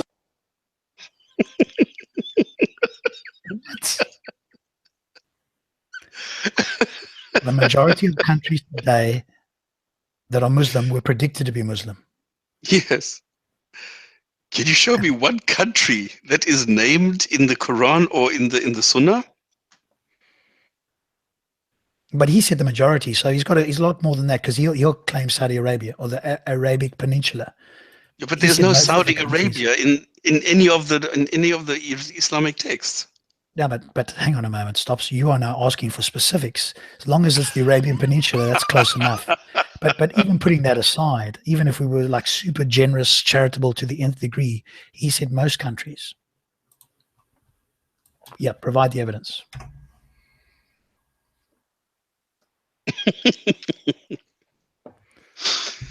Oh, goodness. Okay. At the end? Yeah. I didn't take everything. I just took a couple of examples just to show people this is the way they work and this is the way the cookie crumbles. Yeah, we'll definitely do another show on this. I won't go through all of this now, but I'll touch on a few things because I've watched some videos today and I want to edit some stuff together. Because as I say, I'm also editing together all of Sabur's claims, and I'm going to send that off so that they can be critiqued by actual experts in evolutionary biology. So we'll come back to that. But the other thing that I want to do is put together these things so people can see it across all of them. Now, you very kindly and very well, so thanks for doing that, shown it with Hijab, but this happens with virtually all the regular apologists at Speaker's Corner. I mean, the only guy that, as far as I know, I've not seen that happen with almost, I say I've picked it up once. I need to really find that video that I can remember once or twice is Hashim. But apart from Hashim, the only other guy that hasn't, because he hasn't been there long enough, was that polite Hamza. But virtually every other regular apologist of Speaker's Corner engages in the fallacies or some sort of tactic where you just can't have an open and honest. When I first went there, I expected everybody is going to, have the openness, honest conversation. It took me a while to realize this is not the case. And so, I wrote a whole list here of things: dishonesty, disingenuous, hypocrisy, misrepresenting people's views, false dichotomy. Here's a perfect one for you. You've probably all heard it from a certain somebody, and I will state the sentence, and then you tell me who said this. I think everybody will know it. I can either win or I learn in Speaker's Corner. Oh, we all know that. I don't even have to, So No. there's a false dichotomy there. Avoid answering the question and go off on a tangent. Even as I'm listening here because I've got the videos as well. Certain people touching other people. So again, some of these apologists like to get touchy-feely, touch you all over the show for whatever reason. Maybe that they think that's going to soften you up, or maybe they just can't keep their hands to themselves, or whatever the case is. I'm going to get a beer. Take a quick break. Yeah, no problem. The other thing that some apologists do, and again, I've got videos to show this, or I will have, is selective editing.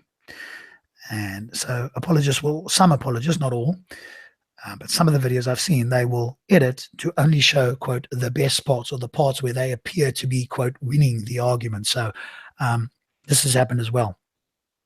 And so instead of playing the entire video, fortunately nowadays there's multiple cameras around, and even if they're all Muslim cameras, it's unlikely that you'll get the selective editing. It's less likely to happen now, but it definitely happened with me, where I recorded a long session with a particular person. I put my one up where he challenged me and I challenged him. When I looked at his channel, when he'd put his one up, it was only the part where he seemed to look good and the other part was missing.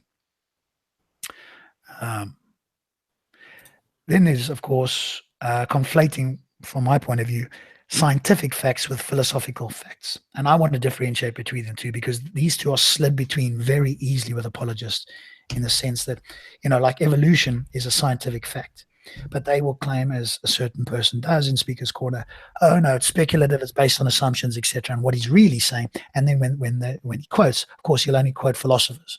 And so there's a difference in philosophy between, what can be considered a fact, and then you go down, the route of, can anything be known? Can you know anything? And that's not how science generally works, and that's not how people in general think about the world. The Earth going around the sun is a scientific fact. Now, a philosopher could come along and say, actually, is that really a philosophical fact? Could it be that you're a brain in a vat and you're just programmed to believe the sun's going around the Earth? Sorry, the Earth is going around the sun. I always confuse those two. And while that might be fun and fancy for the philosophers, the rest of us in the real world don't care about that. And so the fact that the Earth goes around the sun is a scientific fact that is virtually unlikely ever to change. So we could say that's as close to absolute as we can get, unless there's a change in the fabric of space-time or the laws of physics or whatever the case is. In 4 billion years, that won't be the case, because obviously the sun will then, expand and will engulf the earth, etc., etc. But as it currently stands with the laws of physics, that's as good a scientific fact as anything else.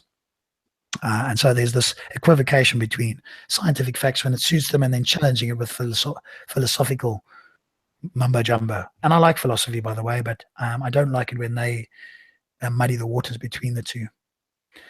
And the other, there's lots of things I've written. They're trying to hide ignorance instead of admitting it. Now, I've got a particular video here again where somebody who's not a Muslim makes a statement about Occam's razor, and his Muslim interlocutor doesn't go, do you know what? Sorry, I don't know what that is. Can you explain that? He lets the person speak. Then the moment he opens his mouth, he immediately demonstrates that he doesn't know what Occam's razor is. Now, the honest thing I would have done is, I don't understand that. What is Occam's razor? Can you explain that to me? Now I understand. Cool. Now I'm with you and we can carry on with the discussion. No. They don't want to show that there's something they don't know, because they've got all these followers, and my word, they've got to be seen as experts who seem to know everything.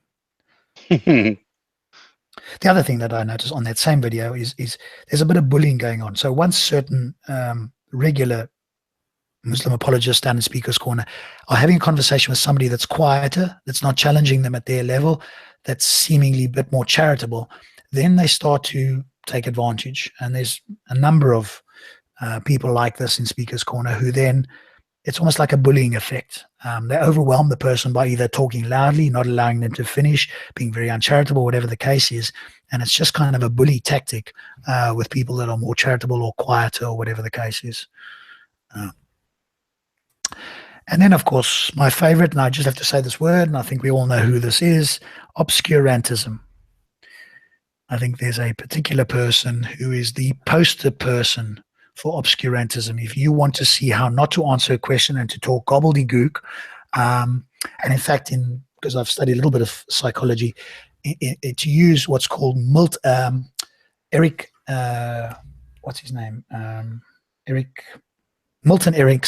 If you're using Ericksonian techniques, now whether this person has learned this or just happens to say it, it's like hypnotic techniques, and it makes the other person go into a trance. Not like they're going to be hypnotized and start doing whatever you tell them, but they lose track of following along with what you're saying. And this particular person uses these, whether knowingly or unknowingly, and is the poster child for obscurantism. We talked about shifting of the burden of proof, circular logic.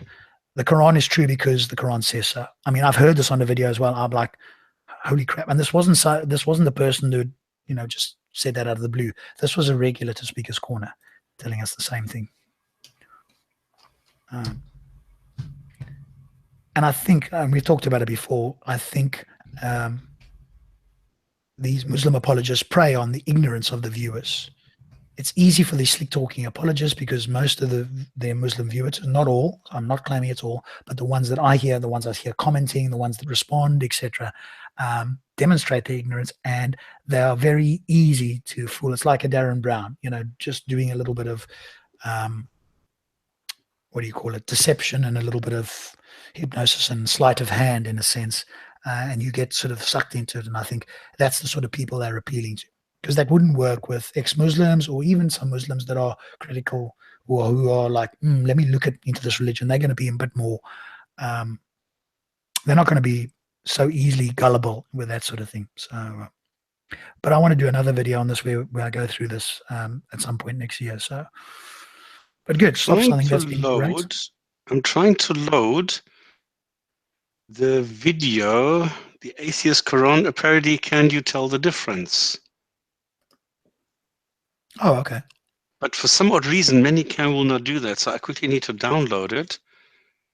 And then 1 minute 23. I'll have talk for 1 minute 23. Oh, okay. So I'm just looking at the comments here. Let's dissect the subject matter. Oh, the other thing to do, yes, it is that particular person that a couple of commenters have mentioned there. I think those of you who know the videos, who know what I'm talking about. Yes, it is in fact that person that you've mentioned. The other thing that that particular person does is throw out the word evidence or evidential or whatever the case is, and just randomly throws this word out, because seemingly to gullible and credulous viewers, if you throw the word evidence out but you actually never use it or demonstrate it, that somehow in some people's brains again seems to suggest that the person knows what they're talking about. Hey, we've got to talk about this evidence. We've got to use the evidential approach. But it's not something, this is me paraphrasing, but this is not something that I'm actually ever going to do. I'm just going to throw out the words evidence or evidential approach, but I'm not Evidences. or evidences, but I'm not actually going to produce any. I'm just going to use the words because I know that the people standing around like to hear that. They've heard it such a lot. So from non-Muslims are always asking for evidence. So hang on a moment. Now Muslims saying the word evidence, and somehow in the brain those two things seem to correlate together. The Muslim said evidence. I've heard people ask for evidence. Okay, so he must know what he's talking about, even though he's never produced the evidence. The word evidence is being used by two different people. Therefore, it must be the same thing. And that's another tactic, is just to say these words because they know that Muslims will be very receptive to those words, especially when a Muslim says them, even though he doesn't use them correctly. How are we doing there?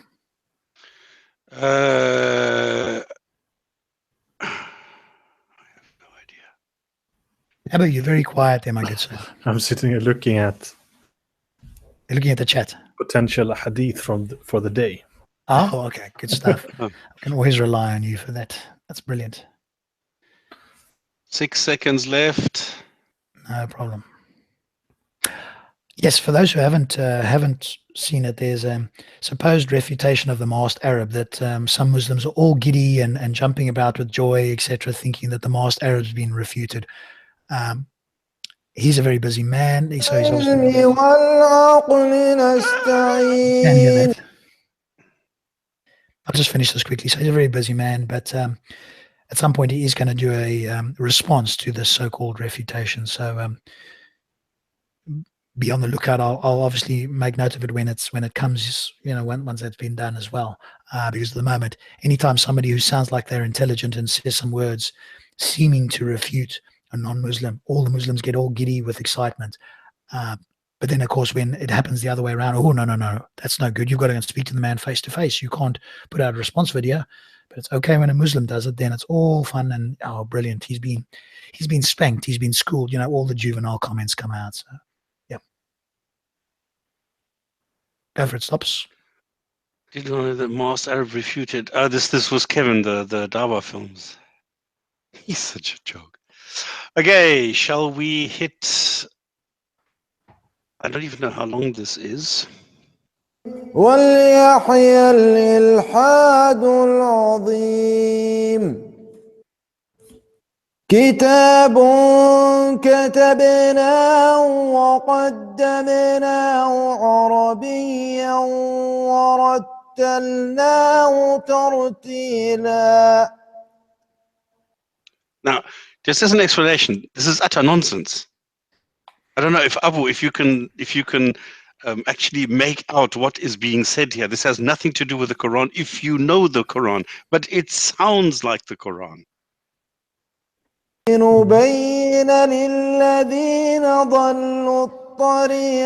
you stop it there so Abu can read? No, I hear it. So Oh, okay. do you want me to translate? Dave is saying it's 7 minutes, which I think is a bit long for most of us who don't understand a word of what's being said. So I thought it was stop here, Quran. then read this and tell us what he is singing there. If you've listened to it, can you translate? Okay, the prophets that how do you say, that gone astray on the road.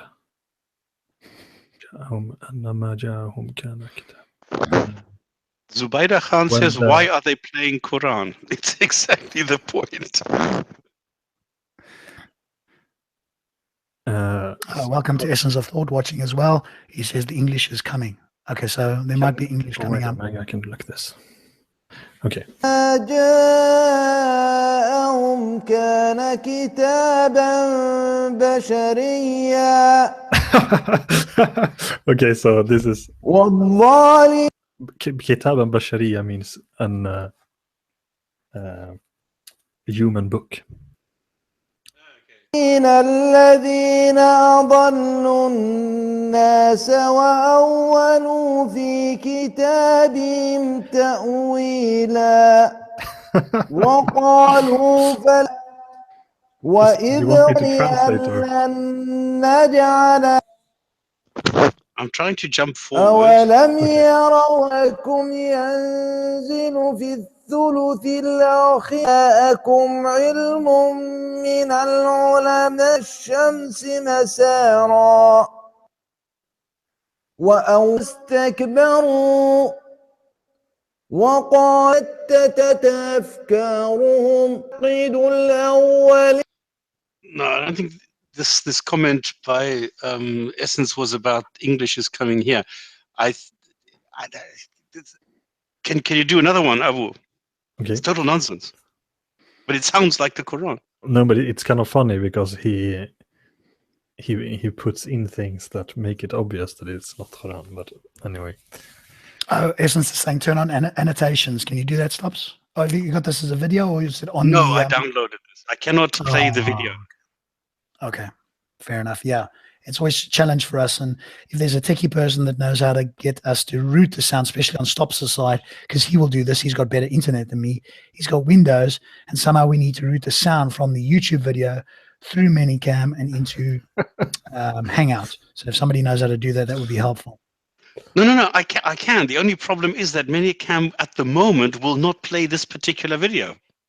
So if I go here and I say, can you please play the YouTube URL? And I enter this, then he says, cannot load YouTube URL at the moment. Okay, but Stops, can you not just share your screen? Because we don't need to necessarily hear it. So if you played the video from from the browser, even if we can't hear the audio, if you put annotations on, we could read the English version. I mean, it won't help Abu because obviously he's listening. Then I would have to open another browser. I see the text, so I can just translate it if you want. Okay, yeah, do that. But from this ayah or from ayah, but from this. It doesn't matter which one.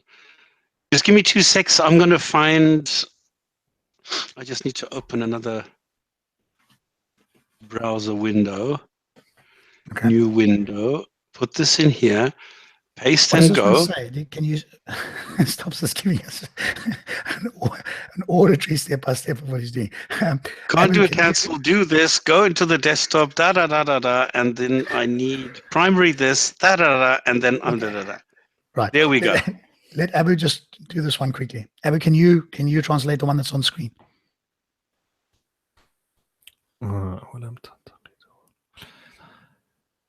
Well, the funny thing is in the end, أنتم اليوم تقولون قولا مثيلا.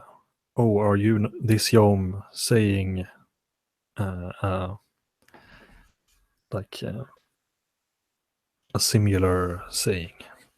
Okay. Like he puts it's just like a lot of nonsense, and then he in the end of his ayats he sometimes put in like things like this, like a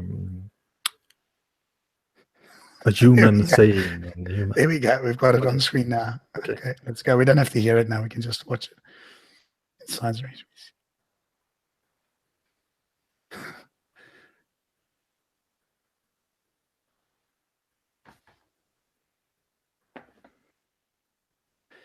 I'm going to have to just hide our, what's her name's there? Yeah. The oppressors who misled people and made up interpretations in their book a great deal.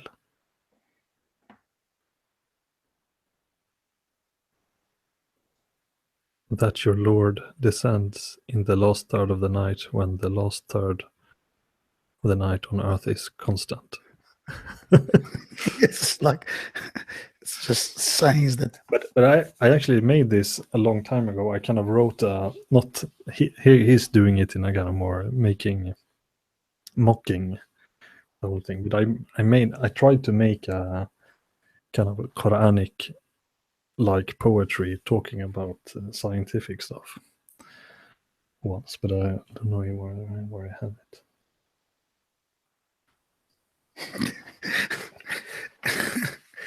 But when you listen to it, of course, and you don't understand Arabic, it sounds like somebody is, reciting the Quran. Now, obviously, I'm completely ignorant on Arabic, but it sounds the same. Yeah, but even because he is using the same tajweed. Okay. أولم تنتقد الأولين من قبل لما قالوا لست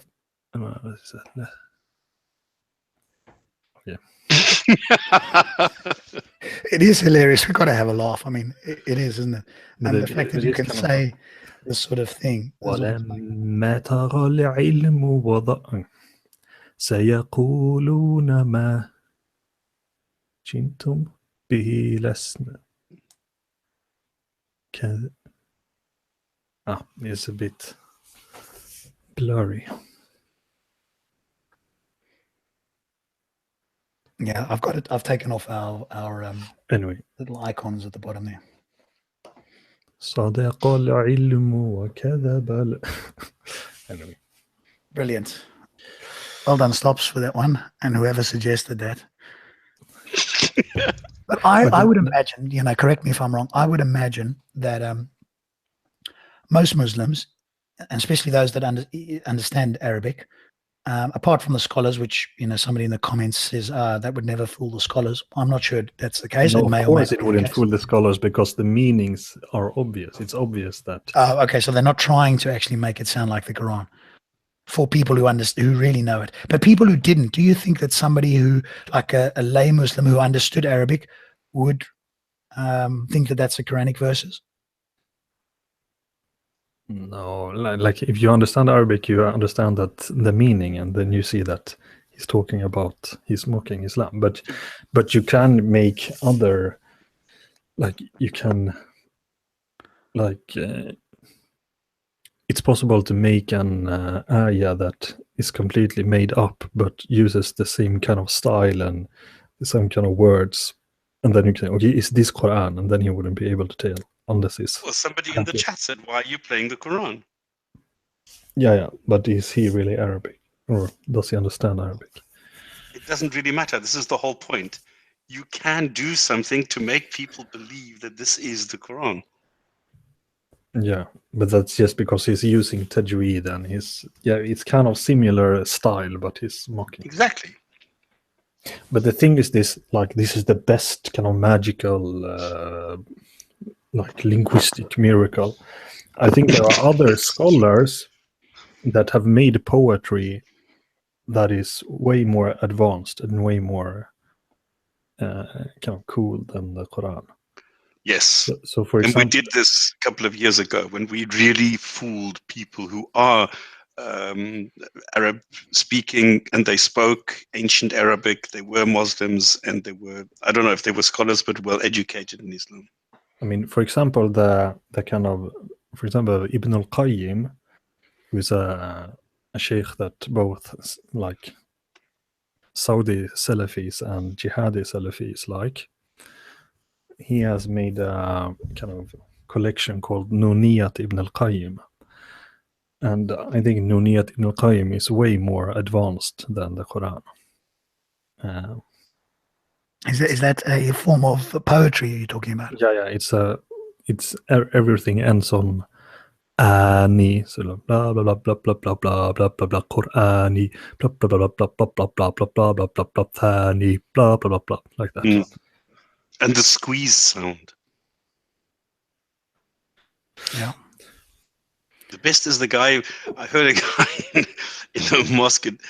This was live in Abu Dhabi. And the way that he was saying that, because it's the haq, it has to be so hard, and he made this into such a long cue. It was absolutely amazing. Well, the guy that had a coughing fit while he was reciting. Yeah, okay, this is a soft one, but he made this into a haq. Or when the guy sneezes or has a coughing fit, it's so funny sometimes. You would think that Allah watches out for them when they are reciting his own holy text, but probably sleeping on the job there. I just wish we could get a Muslim on that was really open to it. We had that young fella that came on, he was still learning and stuff like that, and nobody's going to give him a hard time. I wish we had more of those. They're going, you know what, I am Muslim, but I'm open-minded. I want to hear the different arguments. Can you guys share? And I'll go away and think. That's what I'd love to have more of, those sort of Muslims either watching or on the show, because those are not the sort of people that we would, well, not that we treat people harshly anyway. I mean, okay, Stops might be a bit blunt on occasions, but it's a case of like, those are the people where you can offer some thoughts. I wish we had more of those. I don't know what happened to that young man. But typically the people that would come on are obviously very set in their ways, very unlikely to change their mind, which is obviously a shame. But at the same time, they do, and this is the other thing that apologists do, they want to be seen as being reasonable, i.e. there's a possibility they'll change their mind. But in reality, that is so unlikely. It's more likely that, the sun, the moon, the earth is going to stop going around the sun or something like that, so, which is a shame. Teach, can you give a definition? Please define pussy hole. What's a pussy hole? I think that's a troll, isn't it? Teach, yeah. But I still like to know, because I've never heard of pussy hole. What does a pussy hole do? I don't know. Another made up thing, really. The thing with Saracen, yes, he's brave enough to come on the show. That's true. But the thing with Saracen, as Stops has done, and obviously his patience is very thin, very quick, is you can't seemingly get a straight answer out of Saracen. It'll always be, here's what the scholars think. He's not able to seemingly, when we've had the conversations, give his own solid view without claiming, without referring to scholars. But my big problem with this sort of thing is, if you're going to refer to the scholars, then in what sense? Then you are literally being dictated as to what you should believe about the Quran, and you're accepting it. And that goes contrary, in my view, to the claim that the Quran is a book for all people of all times. It should, if it was really God's word, there would be no interpretation necessary. Nobody could ever disagree on anything. It would be so crystal clear in any language or to anybody. None of this would, we'd all go, all right, that's a fact. No way about it. The earth goes around, the sun, boom. It's not a case of like, could it be the other way, or is it going in a different direction, or any other interpretation, unless you were completely dishonest or delusional. Exactly. Has he ever come out with his Aisha was 18 or 19? His dissertation? Not that I've heard of. No, not that I'm aware of. I mean, he may have done. Was he saying that he was going to do that? Yeah. Yes. Okay. Like almost a year ago. But also, if you listen, by the way, that's the other thing. There's a few videos on Speaker's Corner as well where you're listening to the Shia, and Gary was speaking to a Shia, and they also believe some of the same things, but the couple of the Shia that I've listened to, and maybe because I've obviously got a comparison with the sort of more extreme Sunnis that are down there regularly, they just seem more reasonable. Again, within a bound, so I'm using the word reasonable in inverted commas, but when you compare them with the standard Hijab and Mansur and that lot, they just sound more reasonable than Gary had a conversation, and Gary's normally like really, he's takes the Muslims to task. He's like, oh, okay, interesting, blah, blah, blah. And it was almost like he was having a conversation to understand what the Shia believed, and he, and it just, and even when Hijab had that debate with that Shia, which if you look online, it's probably on Hijab's channel, he carried on and sort of was a bit overbearing and stuff. And the Shia guy just sat there and he just responded. And if I didn't know anything at all, I would have gone, the Shia guy seems to know. He's not flustered. He's just giving facts, even if I don't know whether it's true or not between the two of them. Whereas Hijab had this more emotional sort of way, standing up there and trying to dictate it and so on. So from what I've seen, the little bit compared, I've got to make that in inverted commas, the Shias, the couple of Shias that I've heard seem more reasonable, certainly than the Sunnis that we used to. I don't know. That's part of their shtick to sound reasonable, and but I don't know. But are they less reasonable, do you think, or? Well, and again, this is relative, obviously. They have this doctrine of taqiyya, so they can they can fake reasonableness. And the Sunnis don't have that, or don't adhere to that. No, they do that subconsciously anyway, but they don't have that doctrine. I don't know. So if there's any questions in the chat, please feel free to ask them now. Answer would like to know what does it take to make him a Muslim? It's very easy. Haven't you seen the song? And I'm trying to think of the name of the guy who did them, who says, "Well, it's very easy. Just come out and do it. Just come out and do it."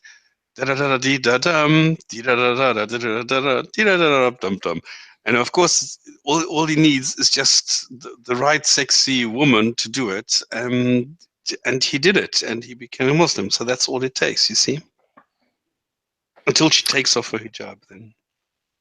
What is this? What is this referring to? The commenters saying there, Rafi, yeah, he did say that he made an experiment with Muslims, and they got mad at him. He had to make a public apology. What is it in relation to? Oh, that was that I think they're talking about Saracen. So there was a point in time where he was considering leaving Islam or something, wasn't it? I think you mentioned that as well, Stops, didn't you? Saracen? No, not that I did. Not that I know of. I can't remember if I did. Didn't he say he was on the verge of leaving Islam in his old videos? Oh, I think he mentioned something about that. I remember something about that. Hijab stoning video. TDS Dave is asking. Have you got a link on that one, Dave? I'm not sure which one you're referring to there. Where hijab is what condoning the stoning, I'm guessing you mean. But then this is not a Jinn&Tonic show. What do you mean? We talked about if women refuse to wear the hijab or take it off, they are being stoned in, I forgot the valley in Pakistan. Oh, right, okay.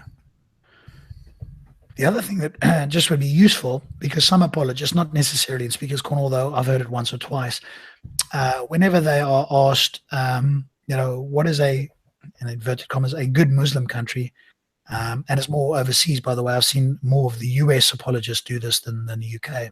They'll point to Indonesia or Malaysia.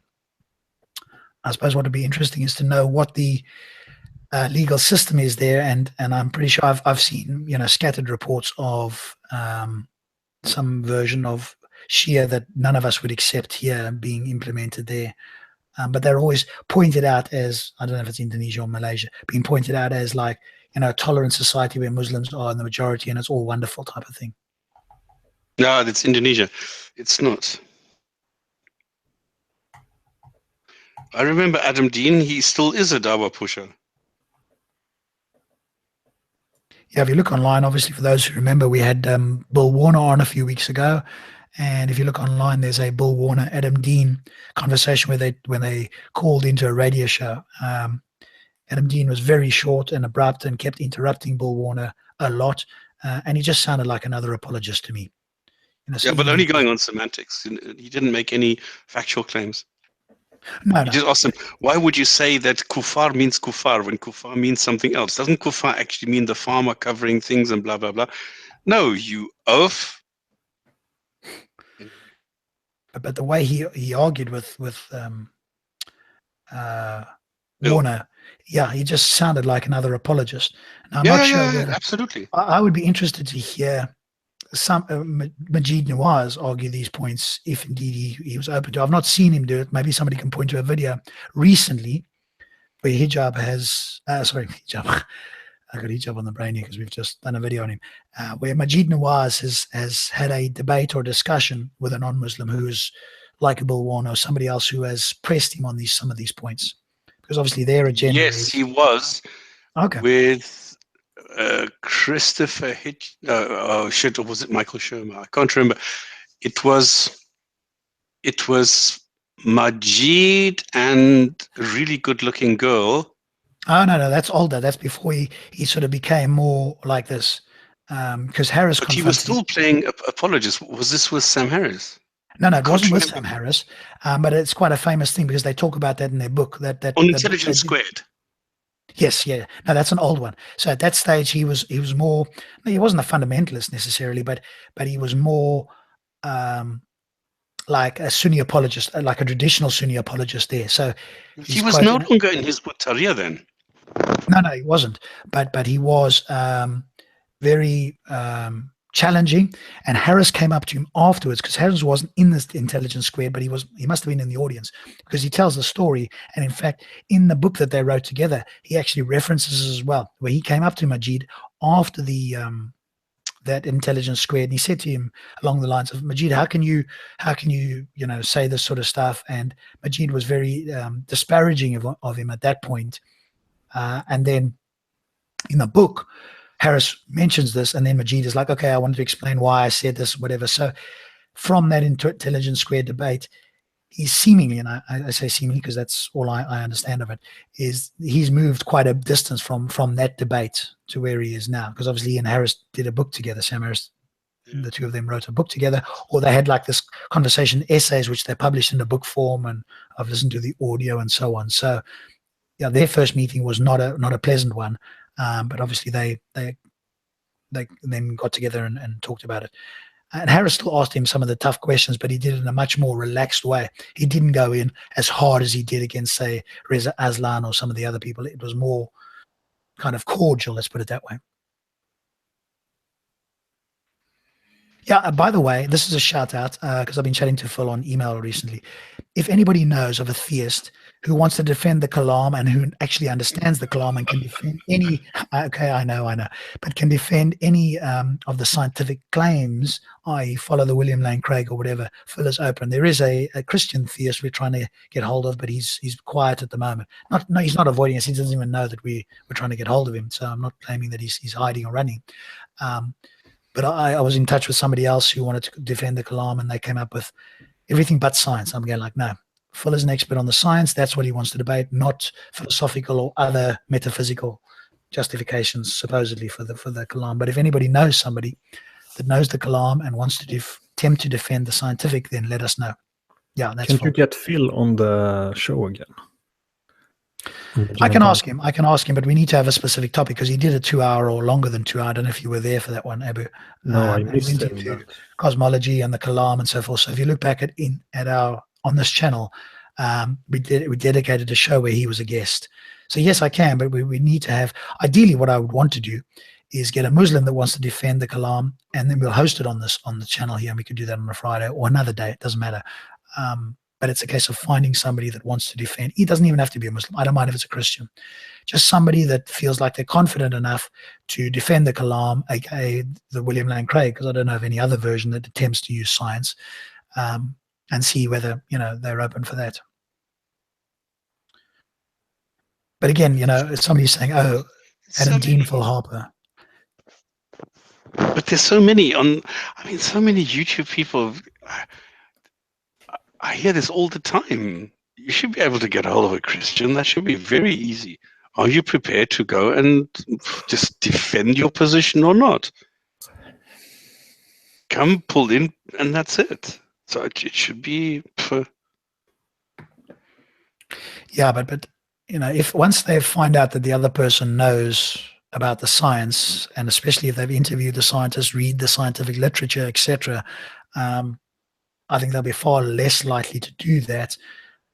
It's the same as I think Sabu would be far less likely to want to come online and debate against one or more experts in evolutionary biology. He did.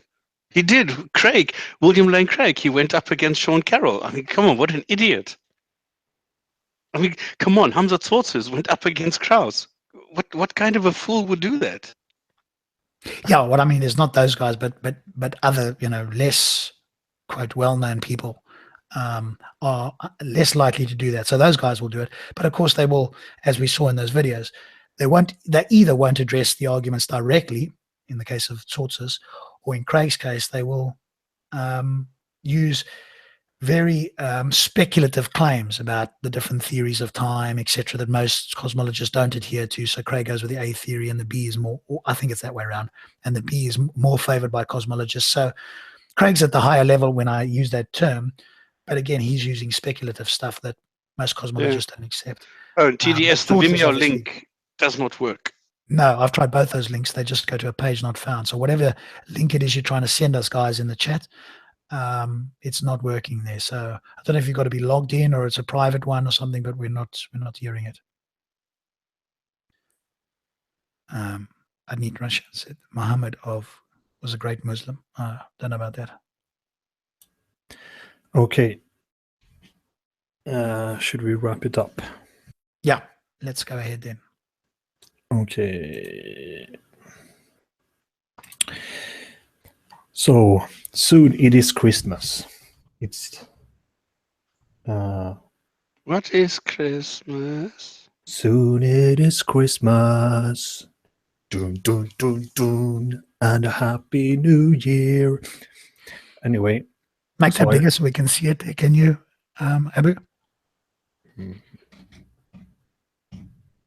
On Christmas you celebrate the birth of Jesus. So I just wanted to find a funny hadith about Jesus. So it was narrated that Tawban, that feed slave of the Messenger of Allah, said, Sallallahu Alaihi Wasallam, the Messenger of Allah Sallallahu Alaihi Wasallam said, there are two groups of my ummah whom Allah will free from the fire. The group that invades India and the group that will be with Isa ibn Maryam, peace be upon him. Yeah. So you have two choices. Either you celebrate, you're with Isa ibn Maryam on Christmas, or you invade India. Isa bin Maryam means Jesus, right? Yeah, Jesus, son of Mary. The son of Mary. Yeah. So if you are a worshipper, follower of whatever of Jesus, which is Muslims and Christians, then you're sitting in the pound seat. Yeah. Or you invade India. Or you invade India. Okay, but Yeah. okay. I mean, So the I think British, all the British, they invaded India, right? Yeah, I mean, come on, you guys. Like, you have been on the lazy side for a long time now. You guys in Britain. I mean, come on. Haven't invaded anyone for a while. Yeah. Not India, anyway. So the British, the Christians, and the Muslims are all doing okay. All right. Inshallah. I'm neither one of those. I have never invaded India, and I'm not a Christian. Oh goodness. Okay, just Can for I go and reference, invade India quickly? this Vimeo link. If you go and type into Vimeo the following, you will get this debate. So I'm going to go watch that. So this was with TDS Dave put it. So thanks, TDS Dave. If you look in the chat section, you need to type that title into Vimeo and you will pick up the debate, which happened 8 years ago. Phil Harper versus Adam Dean, Atheism and Islam. So there you'll have a debate with the two of them. So that'll be interesting. That was some time ago. Copy link address, go to Vimeo, and then enter this. Or what did you say? Just copy the title that I've copied into the main chat. So debate : Phil Harper versus Adam Dean, full stop, atheism and Islam. Oh, but Type not that the link. The link. Okay. I don't know if the link works. No, it Again. doesn't. No. Okay. So just go to vimeo.com and in the right-hand side where it says, top right-hand side where it says search, copy and paste what I'm putting in. I'll put it in again into the chat. I'll put it into our private chat as well. Where are we? Private chat. There we go. There we go. Debate Phil Harper versus Adam Dean. Yeah. So we can go watch that. Cool. Guys, I think unless there's anything else you want to say, that will wrap it up for tonight. Thanks so much, Stops, for your time and effort there.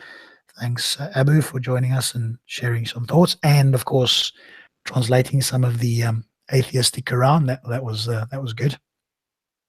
So we'll be back next Friday, and I'm thinking at this stage, unless anybody's got a better idea, we'll have a look back at some of the topics that we've touched over 2017. So it'll be kind of a look back at the year and I look forward to what we may or may not be doing in 2018. So thanks to all the viewers, thanks to my co-panelists, and we will see you again next Friday.